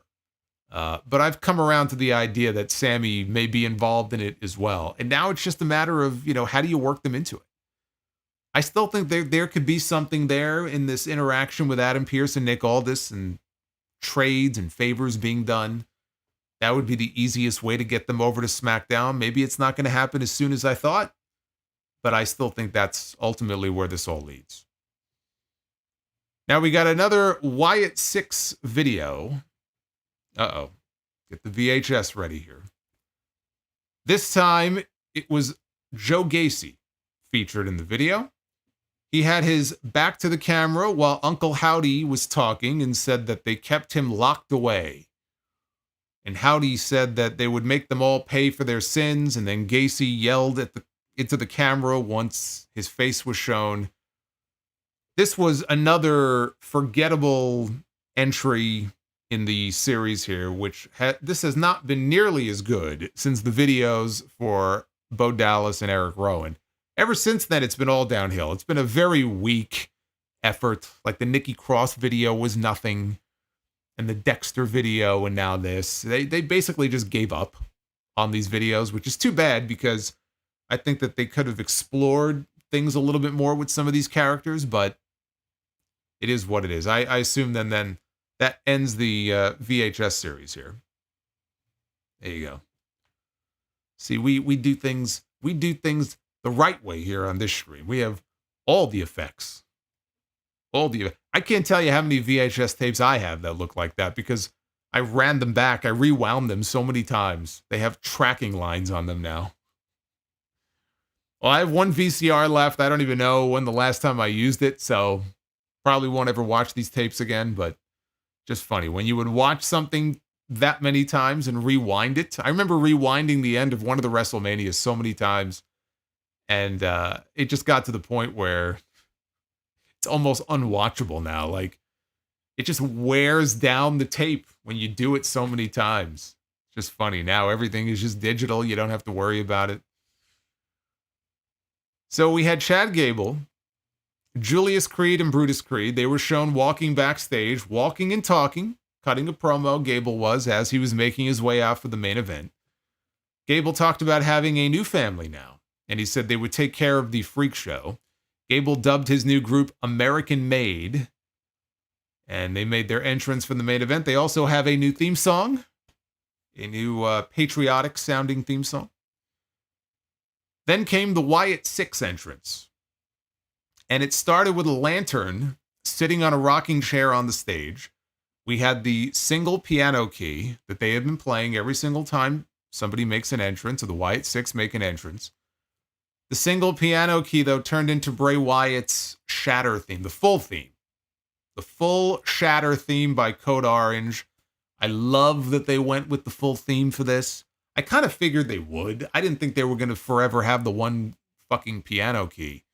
But you never know. I mean, the way things work now with Def Rebel, everybody always gets new music. So I was like, oh my God, God only knows what music they're going to end up with. Thankfully, though, they went with the Bray Wyatt theme, which I think was the right move. So Uncle Howdy walks out with the rest of the group. He picks up the lantern as they're walking down to the ring, and they stopped near ringside. Nikki Cross sat down on the ground in front of Howdy as he took a seat in the rocking chair, Bray Wyatt style, to watch the match. That's where he sat for the duration of the match. And the fans are watching all this, and they start a "This is awesome" chant. So the fans were into the presentation here. They were into the entrance. And the other members of the group rushed the ring and cleared American Made to the floor. It was Eric Rowan, Dexter Lumis with his new dreadlocks, and Joe Gacy, who looks like he slimmed down from the last time I saw him in NXT, against Chad Gable and the Creed brothers. Rowan, Gacy, and Lumis, they all took their masks off before they wrestled, so they are not wrestling with their masks. Lumis's teammates powerbombed him out of the ring onto American Made outside. Gable had control over Gacy after a commercial break. We don't know how or why. He just did. And the crowd was chanting, "We want Rowan." And it hit me in that moment. You know, we went in the span of 48 hours from "We want Roman" to "We want Rowan." What a difference 48 hours can make. Rowan got the hot tag. He ran wild. He paid tribute to Brody Lee with a slingshot senton from the apron into the ring. Gable gave Rowan a stalling German suplex for a 2 count. Gacy and Loomis each hit Julius and Brutus with Uranagis onto the announce desk. That left Gable all alone in the ring. Gacy powerbombed Loomis onto Gable. Loomis then followed with the top rope splash for the win. And I'm just thinking, man, poor Chad. Still taking losses and eating pins. You know, there was a time where I used to call Bray Wyatt the eater of pins, because he would talk a big talk. He would have these great spooky promos, and he would threaten people. John Cena, The Undertaker, Randy Orton, Kane, all these different people. And then he would lose. He could never follow through. He would always lose. He was the eater of pins. That's what Chad Gable has become. Chad Gable is the eater of pins. You look at this new family he has, right? Same as the old family. Not really having a lot of success here right out of the gate with his new family. Uncle Howdy was pleased. He got into the ring. He posed with the rest of the crew. As the show ended, they posed around the lantern as the show cut out. This was a good first night for the Wyatt Six. The presentation I thought was A+. The match itself was more like a B. But each member got a chance to shine. Rowan had his moment in the sun. Dexter Loomis, Joe Gacy was running wild there for a little bit. They needed this win. Arguably, they needed it even more than Chad Gable, because they're the new group. I mean, I guess they're technically both new groups, but the Wyatt Six has not yet been fully established on this show. This is their first match. You can't have them lose their first match. So it was more important here for them to get the win. Again, this was not really about Gable and the Creeds. The focus here was on the Wyatt Six. It was all about them. You know, same city 11 years later, from the formation of the original Wyatt family to this new iteration of the Wyatt family under a different name. That's really what it was all about. I thought they were successful in that.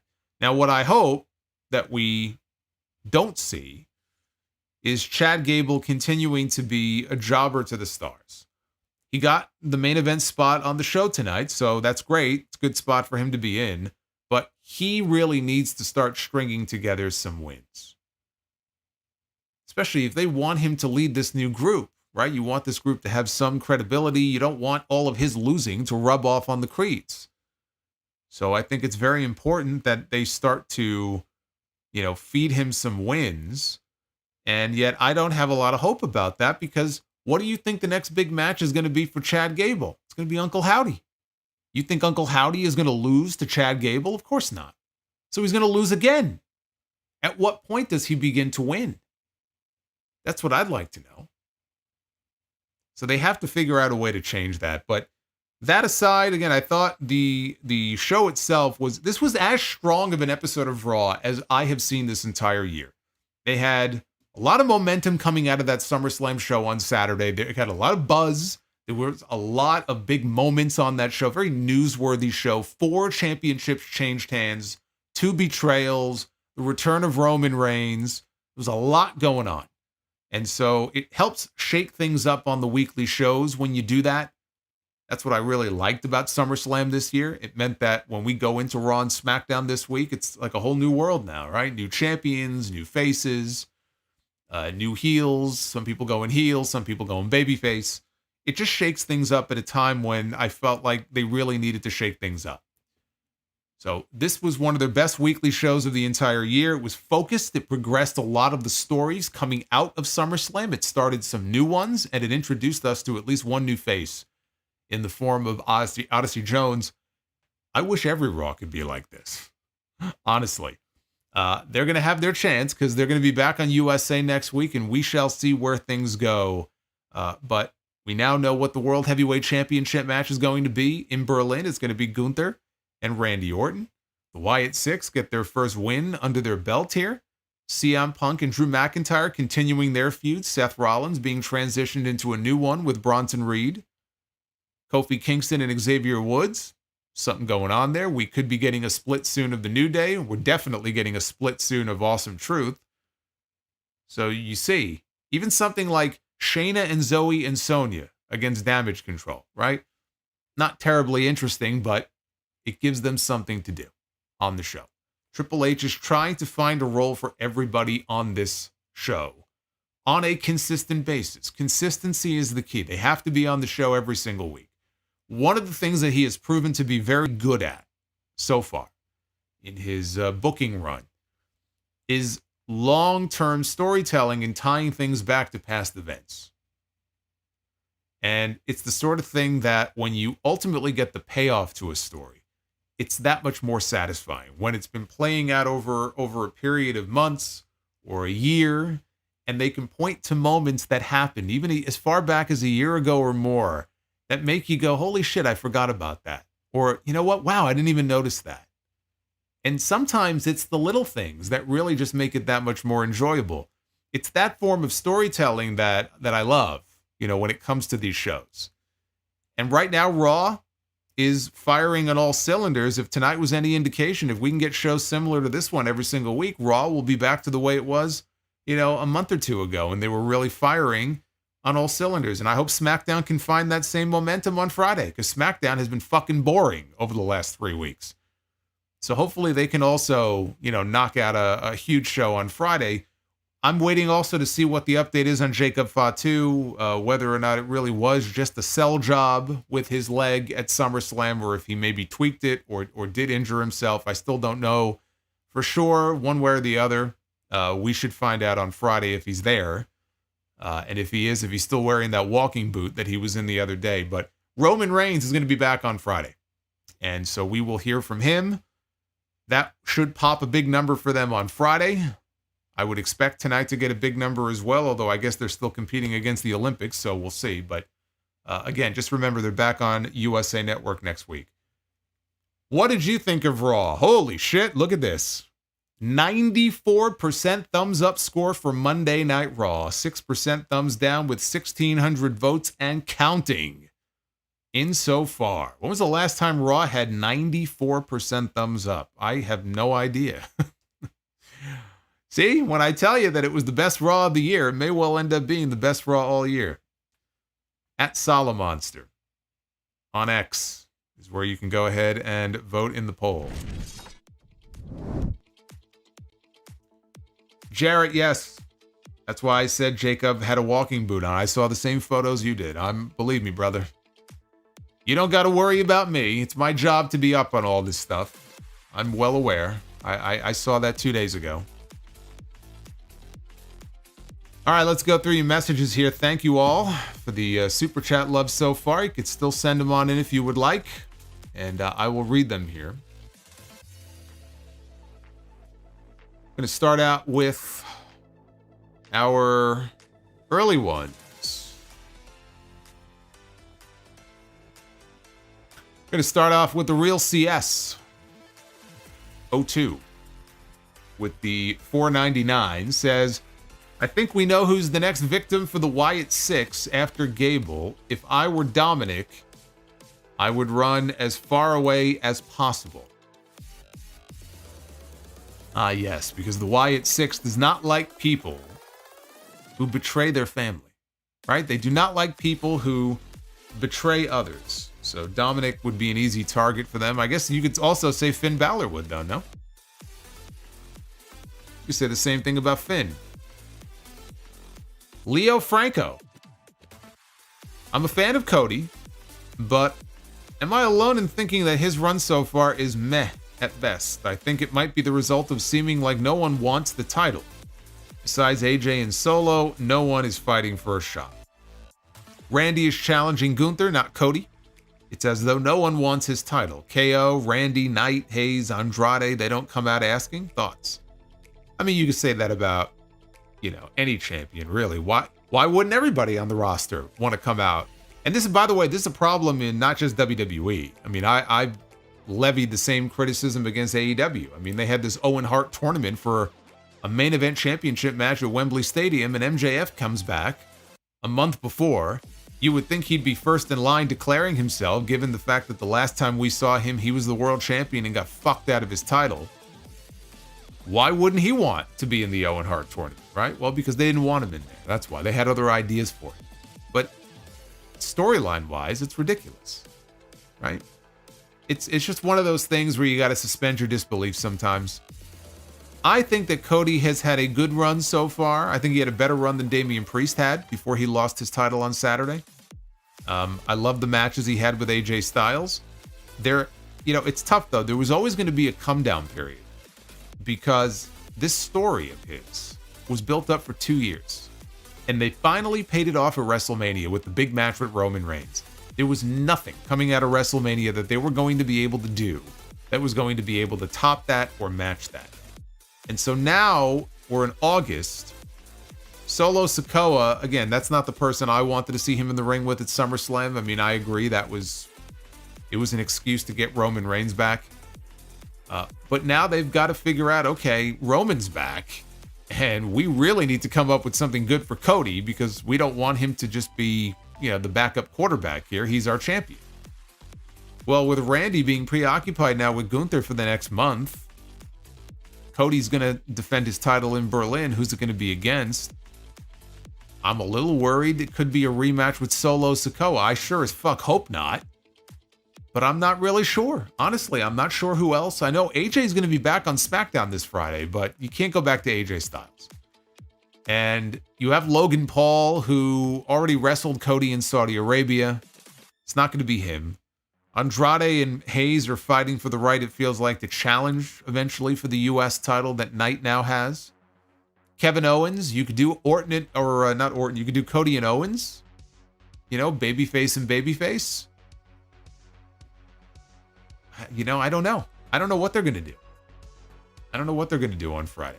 Or who I'm missing from the SmackDown roster that I could reasonably see in that spot.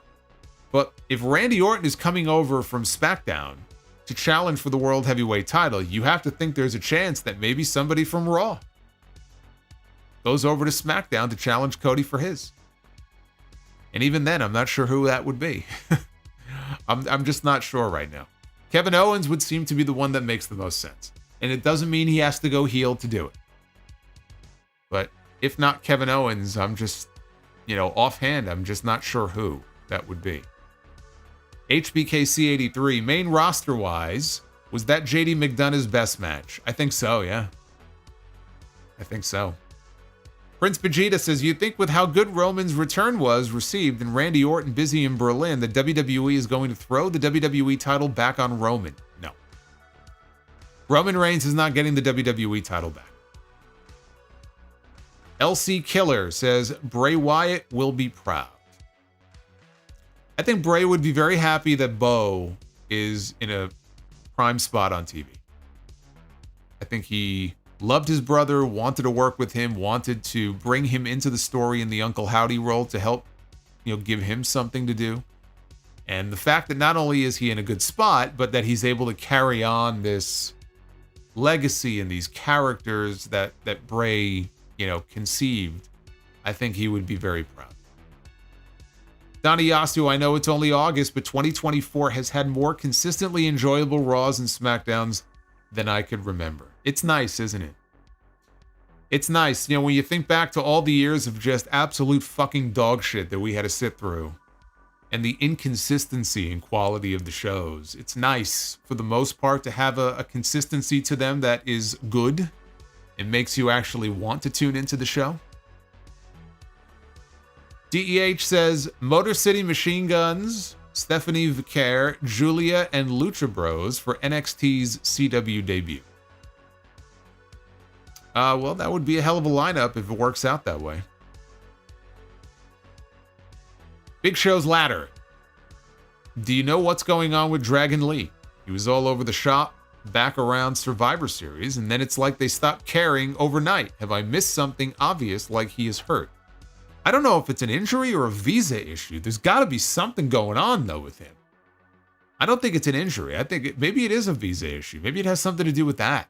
I just can't imagine what else it would be. It's just, he was getting a nice little push out of the gate there, and I don't think he did anything wrong. I mean, it's not like he's being punished, as far as anybody knows. It's just weird, and I haven't heard anything about any injury. Devin from NJ, has Solo ever noticed that Punk doesn't follow the typical wrestler immediately stops talking when music hits when interrupted? Why is this? Because he's CM Punk, and he can do what he wants. When you're a big star, you get to do that. Amiibo Juice, hope everybody recognized McDonough's talent tonight. I did. I did on that fucking chokeslam. What a bump. Carlos Galvan. I believe that Triple H after SummerSlam wanted a bowl of cereal, grabbed the milk and saw Odyssey Jones' picture on the side and remembered him. Maybe so. Maybe Triple H went to go make himself a bowl of Frosted Flakes, and he saw his face on the side and said, holy shit, I forgot that we have this guy under contract. I better use him. Do they even have that anymore? Is that like a thing that they have? Missing kids' faces on the side of milk cartons. I mean, that's been a trope for like years, but like, do they even do that anymore? I never bought a container of milk and saw anybody's face on the side of it, you know? Seen a couple of cows, but that's about it. NWO Matt kicks off the Learning Tree train 2 hours ago. Thank you, Matt. Raph says, Rhea, saving Priest is better than hurting Dom and Liv more. Good. Yeah. No need to give it all away in one night. Got to tease it out. Tease it out. It'll mean more when the moment finally happens. Alex with the $22 super chat. Brother Solo. With Orton focusing on the world title, is it possible we get the eventual Cody and Rock match at the Royal Rumble? And then Rock focuses on Roman at WrestleMania 41, leading to the start of the Orton and Cody program at 41. Rock wrestling anywhere but WrestleMania is highly unlikely, so I'm going to say no. Raph says, never been happier to hear a second piano note play. This journey called life. I love the new version of the Judgment Day. All right, so we got one fan here of the new version of the Judgment Day. But do you think that they should add anybody? Should they add anybody to replace Damian Priest? I don't mean as like the leader, but just add somebody new. I don't know. You know, it's too bad that Malachi Black's contract is not up. If he wanted to go back to WWE, I think he'd be perfect fit for a group like this. Ragnarok, happy Monday, Brother Solo. Buy or sell on which led to the best television, The Shield or the OG Bloodline?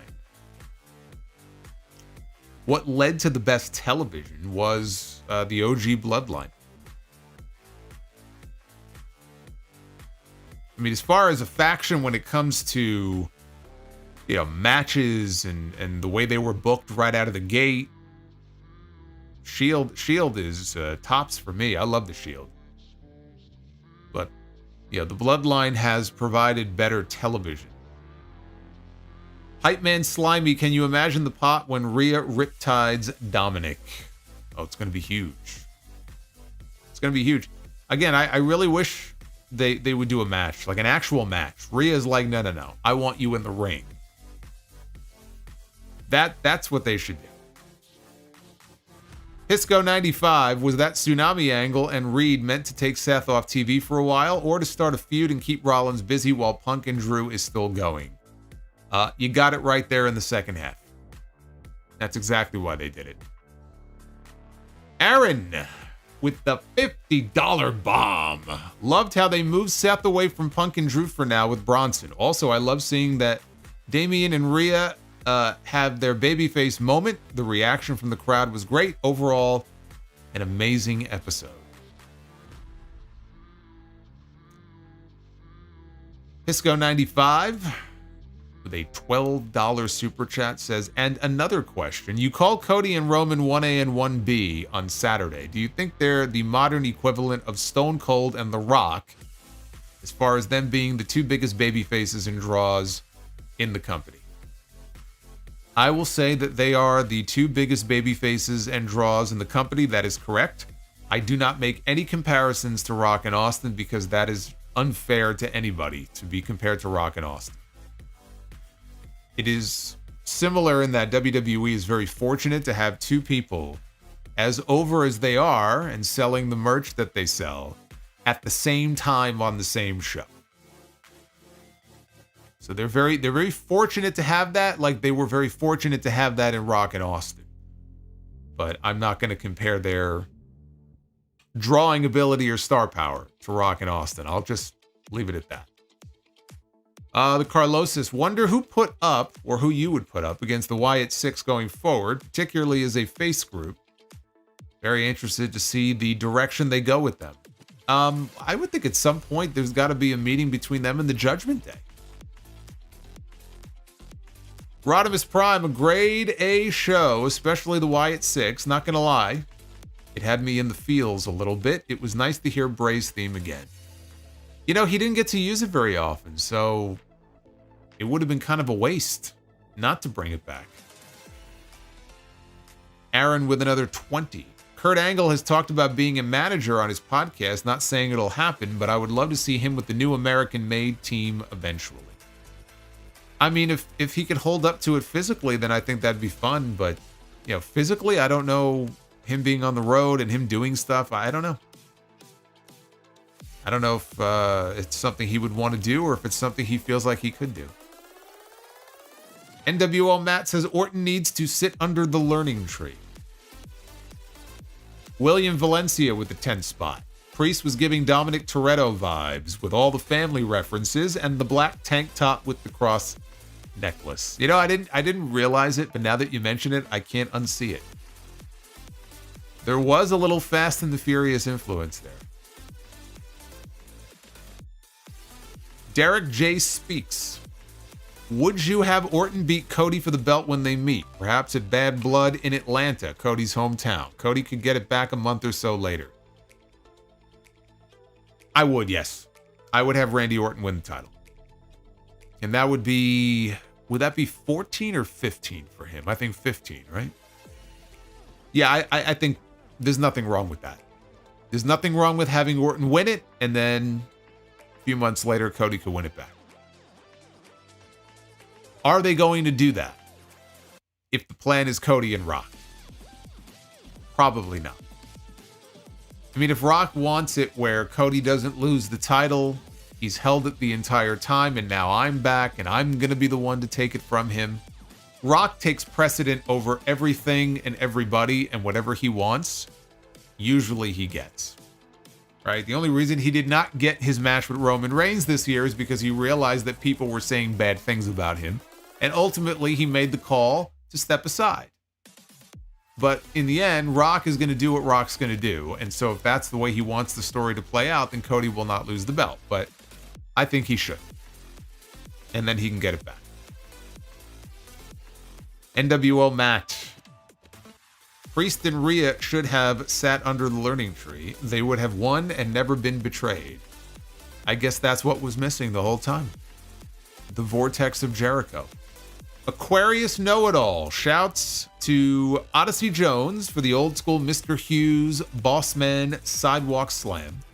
Dude looks like an agile Mark Henry. Just don't call him OJ. Is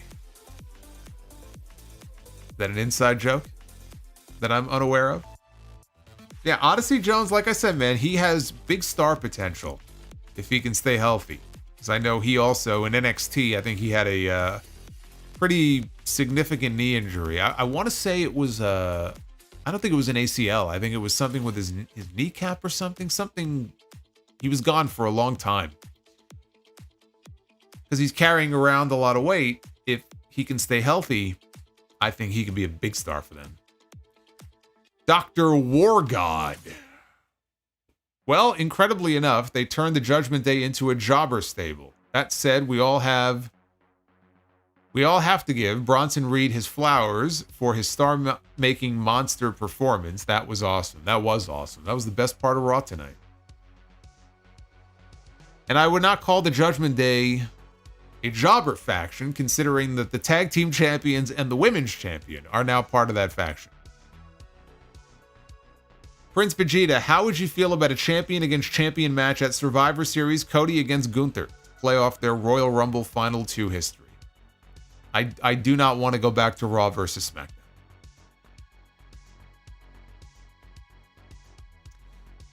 Ian Noel Camelot, Chicago Screamer here. With all the factions there are now, what are your thoughts on making a 2-night pay-per-view by making War Games Night 1 and Survivor Series Night 2? Hope to see you at Hog in Chicago. Yes, I hope to see you there as well. No, I don't think you want to do that. I think it just muddies the water too much. You got to stick with one or the other. Somebody on the stream the other night had an interesting suggestion where maybe they kind of tweak the rules of War Games a little bit and incorporate the elimination aspect into it instead of it being just one fall to a finish. And I kind of like that idea. I wouldn't be against that. Like trying that out one year, having Survivor Series elimination rules in a War Games match. But doing 2 nights and doing both gimmicks, like I don't like that idea. You can't do that. WWE Wrestling and Gaming, gold or silver in the spirit of the Olympics. Thugonomics Cena or 2015 Cena, and 2015 Cena. I was a fan of Thugonomics Cena, but 2015 Cena had that great US title open challenge. I gotta give the gold to Thugonomics Cena. The Mount Burning Kid, Christopher Bennett. As a fellow New Yorker, I just like to say I appreciate Damian Priest promos tonight. You can truly see he has accentuated his New York pride. That's right. He is, after all, street trash, according to Gunther. And Gunther beat him and proved him right. Jeremy Rose, Miz Truth. The Miz Truth thing is stale. Heel turn for Truth would be great. Maybe realizing that everybody is laughing at him for the wrong reasons. A serious Truth would be nice. Maybe joining Judgment Day for real. That would be awesome. I do not expect that to happen. It would be a nice swerve if he went heel and not Miz, but I don't get the sense that's going to happen. Jerome Eugenio, which is the bigger geek faction, Final Testament or American Made? Well, I believe the Final Testament has been... How long has the Final Testament been around for? And I know they've at least won a couple of matches. So far, American Made has had 1 match, and they have lost their first match together. So right now, American Made are the bigger geeks, but you got to give it time. They've literally been together officially for 1 night. So I don't want to go too hard on them yet. Alex says, if Jacob Fatu has to be out for an extended period of time, can you expect Roman Reigns to make more consistent appearances than he normally would? No. Fatu being hurt or not will not have any impact on Roman's schedule in the least. At least nothing noticeable where it's going to feel like, wow, he's on the show so much more often. Like, one has nothing to do with the other. Oz and Glorious tried potato leek soup over the weekend. It was awesome and super easy to make. I have never tried that. I have had all kinds of chicken soup. I've had lobster bisque. I've had, although I had to stop. I can't have cheese anymore, so much for that. But I'm trying to think. I mean, there's been some other soups I've had that I've liked. There are some restaurants I've been to that have like split pea. That's got like a certain thickness to it. Some places are good because they'll throw like a whole bunch of stuff in there. They'll put chicken, they'll put shrimp. You know, it's great. It's like a nice little like medley of stuff. But as somebody who loves Chinese food, for me, it's chicken noodle soup first, and then as far as Chinese food, wonton. I'm a wonton guy. I'm not an egg drop guy. I'm a wonton guy. Wonton soup is the shit. I'll be having that tomorrow night. That'll be my pre-TNT meal before the show tomorrow night. Raph says, as a Raphael, I hated Teenage Mutant Ninja Turtles due to the endless jokes. See, I feel differently. I kind of feel like I would have been like really happy if I was named after one of the Ninja Turtles. Like if I were named Leonardo and people were like bringing up the Ninja Turtles all the time when I was a kid, I'd be like, fuck yeah. Leonardo was my favorite one because, you know, he wore the blue sash, right? Blue's my favorite color. I would have looked at that and said, man, that's pretty badass. I got the same name as one of the Ninja Turtles. And anybody who would have made fun of me, you know what you should have said to them? You should have told them, go fuck yourself. And then taken out your katana and slit their throat. You would have been the coolest kid in school. Ian Noel Camelot. Boy, this got dark real quick. If the Wyatt Six continued to sustain their popularity, what direction do you think they would go after their current feud? Can it even reach a feud with the... Oh, no. Final Testament. If you want to kill the group, you put them with the Final Testament. Judgment Day, I think, would be the way to go. Final Testament, if they give up on the Wyatt Six, that's what you do. I don't see how that's going to help the Wyatt Six. Hoffenheim, Judgment Day is really international. 2 Latinos, 2 Irish guys, and an Italian woman. Retro KOH, if they are American made, Chad and the Creed should adopt Hulk Hogan's old WCW theme. You know, I was thinking the same thing because it's actually a pretty badass theme. I don't know who has the rights to it, though. I don't think it's WWE. Oz and Glorious, Odyssey Jones, a Logan Paul-esque bigot, hard pass. Well, you must know stuff that I don't, but okay. The Juliet says the Odyssey of Odyssey Jones is over. Yes, that's right. The Odyssey of Odyssey Jones is indeed over. Solo is confusing Leonardo with Raphael. No. Leonardo was the best one.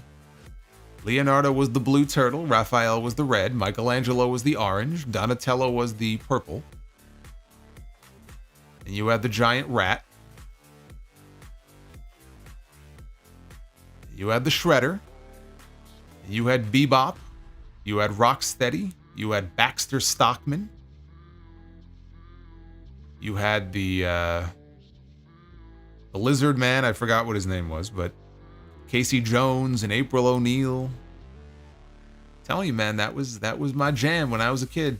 Brandon Vasquez, I taped Backlash 2000 and recorded it on VHS. I rewound Austin's return so many times. I watched and recorded pay-per-views from Armageddon 99 through Survivor Series 01. I wish I still had those tapes. Yeah, I had all the same things that you did. Mike, no Dragunov, though. Come on, H.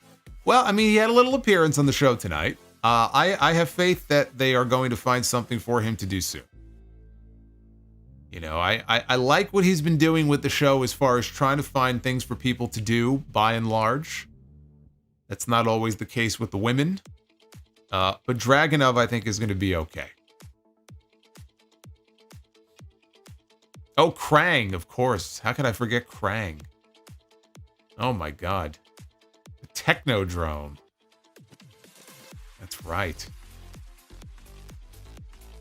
Leatherhead, thank you. I just couldn't remember his name. Leatherhead.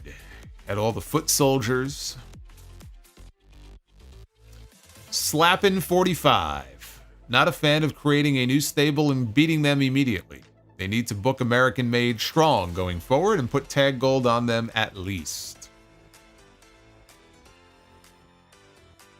Grant Hudson. Solo, did you see that tweet yesterday about Hunter thinking going back to WWF name? There's no way in hell that can actually happen, right? First of all, I didn't see that tweet. I don't know what tweet you're referring to. And no. No, they cannot. It just wouldn't make any sense. They could have used the name in this country, but not internationally. It doesn't make sense to call yourself one thing in the US and have to call yourself a different name everywhere else. So that's why they just said, fuck it, we'll just change the name of the company altogether. It wouldn't make sense for them to do it that way. That's why they changed their name in the first place. And honestly, it's been 20 years. They've established the WWE name. Even as a guy who grew up a WWF fan, and I hated when the name change happened, it's been 20 plus years. Like, let it go. You know? Jace, are you in favor of Gunther holding the title for a year? What about losing at WrestleMania? If so, I think Jey Uso should win the Rumble because I think there is a story there. I have no interest in seeing Jey Uso go to WrestleMania and win the World Heavyweight title. And yes, I think Gunther losing at WrestleMania is fine. He does not have to have a full year as champion. Nick Grasso, what happened to Kiana James? She made 2 appearances on Raw and then just disappeared. Well, that's what I'm referring to when I mentioned just now that Triple H is not always consistently giving the women on the show TV time. Kiana James was called up in the draft. She made about 2 appearances on the show, and we have not seen her since. That has to change. Also, do you think Becky Lynch should return as a heel? Because I don't see her playing second to Rhea. No, I think when she comes back, she should be a babyface and then just evaluate what their needs are at that time. I don't know when she's going to come back. Everybody went ballistic yesterday that she announced her retirement. And then I'm like, I have to go see what this comment is that she made. And then I saw the comment and I said, do these people not realize like her biography aired on TV last night? There was nothing in the comment she made that indicated at all to me that she was retiring. But this is what happens. You know, people on the internet, they read what they want to read and they run rampant with it. It's just idiotic. So for those wondering what that was all about, it was much ado about nothing. She's not retiring. She'll come back when she's good and ready. And when she comes back, if they have a need for a top heel in the women's division, then she could go heel. But I think she comes back as a babyface. Jay says the new Judgment Day are just not intimidating. I think they need a muscle guy, an enforcer type. Bronson could be a good one. What do you think? Well, that's why I made the comment about, you know, maybe adding another member here, because Damian Priest filled a certain role in that group that now is vacant. You know, it's certainly not going to be filled by Carlito. Bronson Reed, I could see that, maybe. I could see Bronson Reed.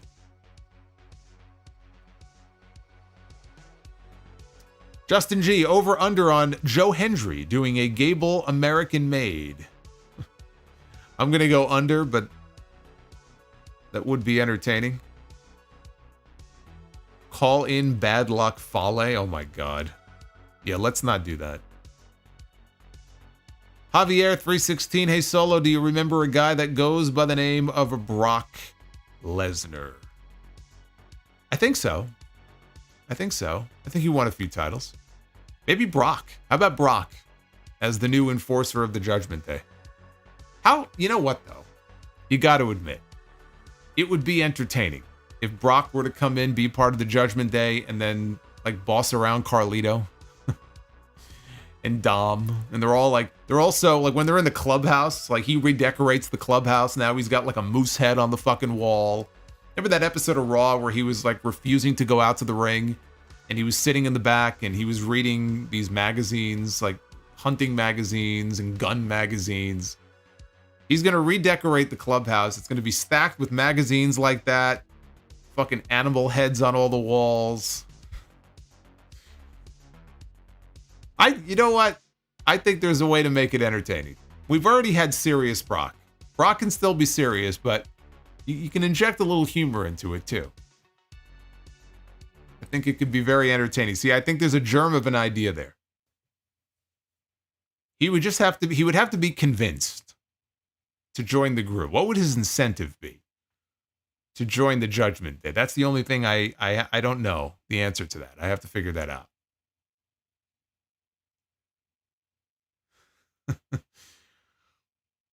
Reading the Sable Playboys. No, I mean, that could be one of the segments where, you know, he comes into the clubhouse and Dom is like looking at an old Sable Playboy and Liv gets upset and Brock's ready to like murder him. You know, that was going to be the match at Elimination Chamber this year. They were going to have Dominic eliminate Brock from the Royal Rumble. And then he was going to wrestle Brock at Elimination Chamber. And then Brock would have gone on to wrestle Gunther at WrestleMania. That was the plan. We were deprived of Brock and Dom. I mean, we had Brock and Dom, I guess, kind of when Brock feuded with Ray back in 2019. But that was different, though. I mean, that first of all, I don't think they had an actual match, and that was a very different Dominic than this one.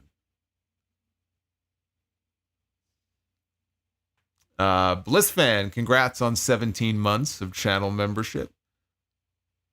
And he is very upset that Alexa Bliss did not return tonight, which I was not expecting. I don't know why you were.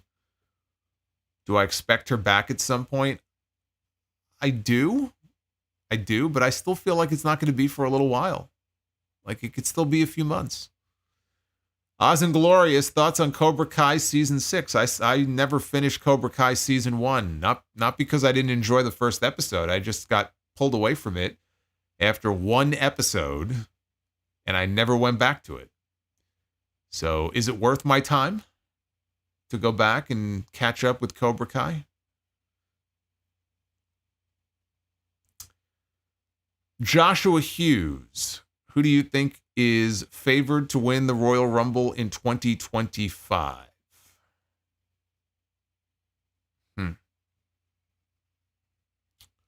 Well, you can't count out John Cena. If he's going to be in the Rumble, then he certainly has to be a favorite to win the entire thing.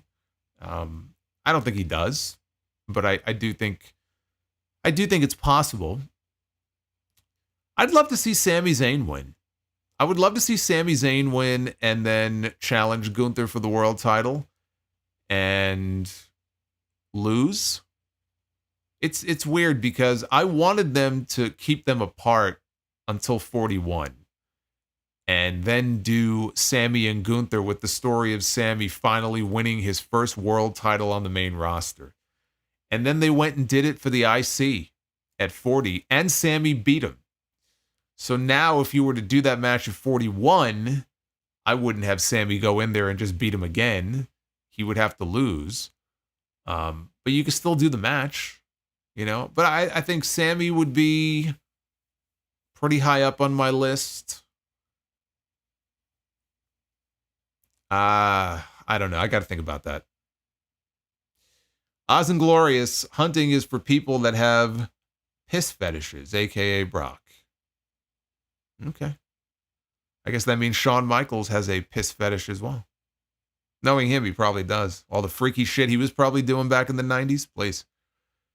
Chris Mikesell.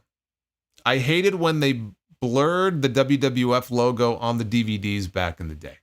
They still do sometimes. They still blur the logo on some of the archive footage. But it's only certain types, like some of the block letter logos are okay, and then some they still blur out sometimes, and I'm not sure why. I don't know what the difference is. Cameron Spencer with the $4.99. Did you see the clip of a man jumping off of an 11th floor cruise ship into the ocean? He almost drowned and barely survived. I did not. No, I did not see that. Was he on fire or something? Was he trying to put himself out? Why would he jump from 11 floors up into the ocean? Unless he wanted to die. Thank you for the super chat love. I appreciate it. We are still rocking well over 1,600 people here. We are sitting at over 650 likes, which is awesome. So thank you for that. Let's go ahead and be the booker. Ladies and gentlemen, it is now time to be the booker. It is everybody's favorite segment. It is time. Let's do it. Let's kick things off with a good old school tag team match. Here we go. 650 likes and counting on a Monday night. That's what I like to see. I want to see a good match too. I want to see top flight. Darius and Dante Martin is kicking us off here and be the booker. So see, I see this is going to be a very quick, fast-paced match, very high-flying match. Some might say a very flippy match. For those of you that like the flippiness, we're going to get a lot of flipping and diving. Because they are going to be taking on, well, not anymore, Finn Balor and Damian Priest of the Judgment Day. Days gone by, man. This was from better times. Better times. Right now, things are very different with these two. They are former tag team champions. All right, women's Be the Booker. We begin with Tiffy time. It is Tiffany Stratton, the brand new Money in the Bank winner, fresh off of her win last month and her brand new Money in the Bank briefcase. She will be a champion when she cashes in. Tiffany Stratton. I like where this is going. Tiffany Stratton one-on-one with Io Sky. You know, that could be a championship match one day on WWE television. Tiffany Stratton and Io Sky. Hey, you know what? The Battle of the Moonsaults. Who's got the better moonsault? Io or Tiffany?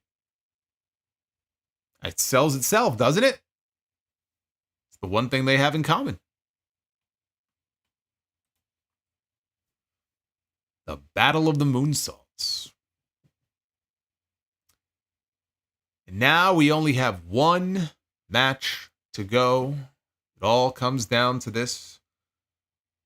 Let's hope we have magic fingers tonight. Mike Santana. I like this. This I like. Mike Santana, for those who don't know, has been killing it. Ever since he came back from that torn ACL, he decided to take a chance on himself and he wanted to break out as a single star. He's got his thing going right now in TNA, but he is our champion. He is the House of Glory World Champion. And so I have had a bird's eye ringside view for all of his title defenses so far, and he has been fucking crushing it. Absolutely crushing it. And I do believe we will see him in WWE one day. I do. And I think a lot of people are sleeping on this guy, and they shouldn't be. So I like where this is headed. We have Mike Santana going one-on-one with... I don't know. Get a drum roll first. Mike Santana one-on-one with Bobby Lashley.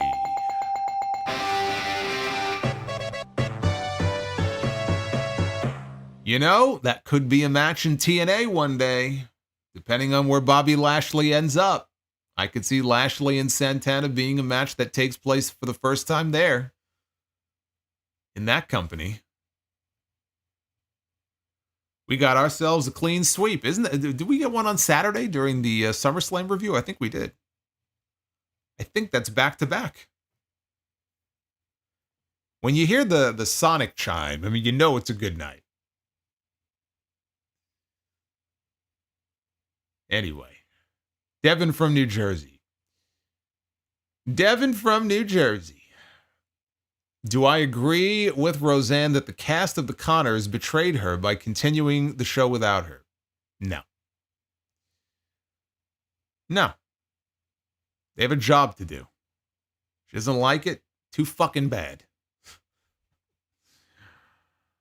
I have no issue with it. I haven't been watching it, so I don't know if the show's any good or not, but the original Roseanne was a great show.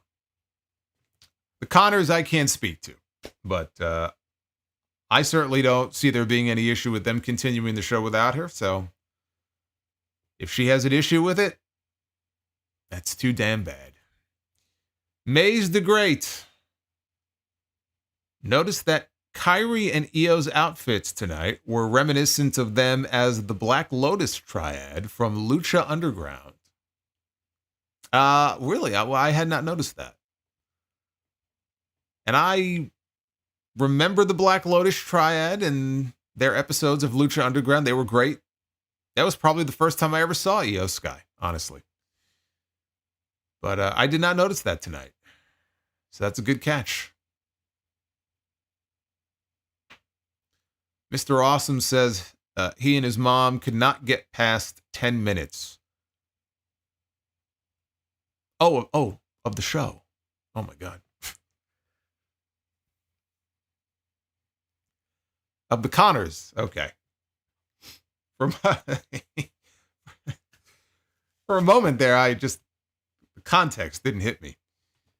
Yeah, I haven't seen the show, so I can't comment on it.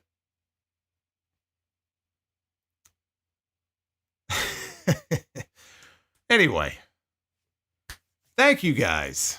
Thank you guys for all the love tonight. What can I say? The chat is going so fast. I don't know what people are talking about from 1 minute to the next. My brain, sometimes it takes a few seconds extra to process what I'm reading. So, anyway, send my best to your mom. Tell her I said hello. Anyway, on that note, I will be live with you back here on this channel Wednesday night after Dynamite. And, of course, after what should be a big SmackDown on Friday, half of which may end up being a fucking black screen. But we only have another month of Fox, and then we won't have to put up with it anymore, because on September 13th, SmackDown moves to USA. So only another 4 weeks or so, 5 weeks of Fox, and then we could be done with that. But you can catch me live tomorrow night over on JD's channel for Tuesday Night Titans. My God, do we have a lot to discuss tomorrow night. Including one topic, I'm sure. One topic in particular that we do not see eye to eye on. But we will talk about that on TNT tomorrow night. I should mention here, by the way, on that note, that there is a brand new TNT t-shirt for Tuesday Night Titans. Make your Tuesdays a little more Titan. Link is up right now. Well, I made a post about it a few days ago. If you want to scroll back and find it, it's on Bonfire. But you can pick up that t-shirt. It is now available. Badass design. It won me over as soon as I saw the skulls. I said, well, you know me. I love my skulls. So thank you again. Be well, stay safe. Have yourselves a great night. If you missed episode 873 of the podcast, please go check it out, as well as my Summerslam review, almost 3 hours from Saturday night. And come on back here on the channel on Wednesday, and we will talk AEW Dynamite. Uffman Entertainment, thank you for the $2. Sorry, Patricia. Is she in the chat? No, I'm telling you, she disappeared. I guarantee you, as soon as she joined and saw what was being discussed, that was the end of Patricia. So, anyway, it was good while it lasted. But if she is here, I hope she has a delightful night. I'll see you guys on Wednesday.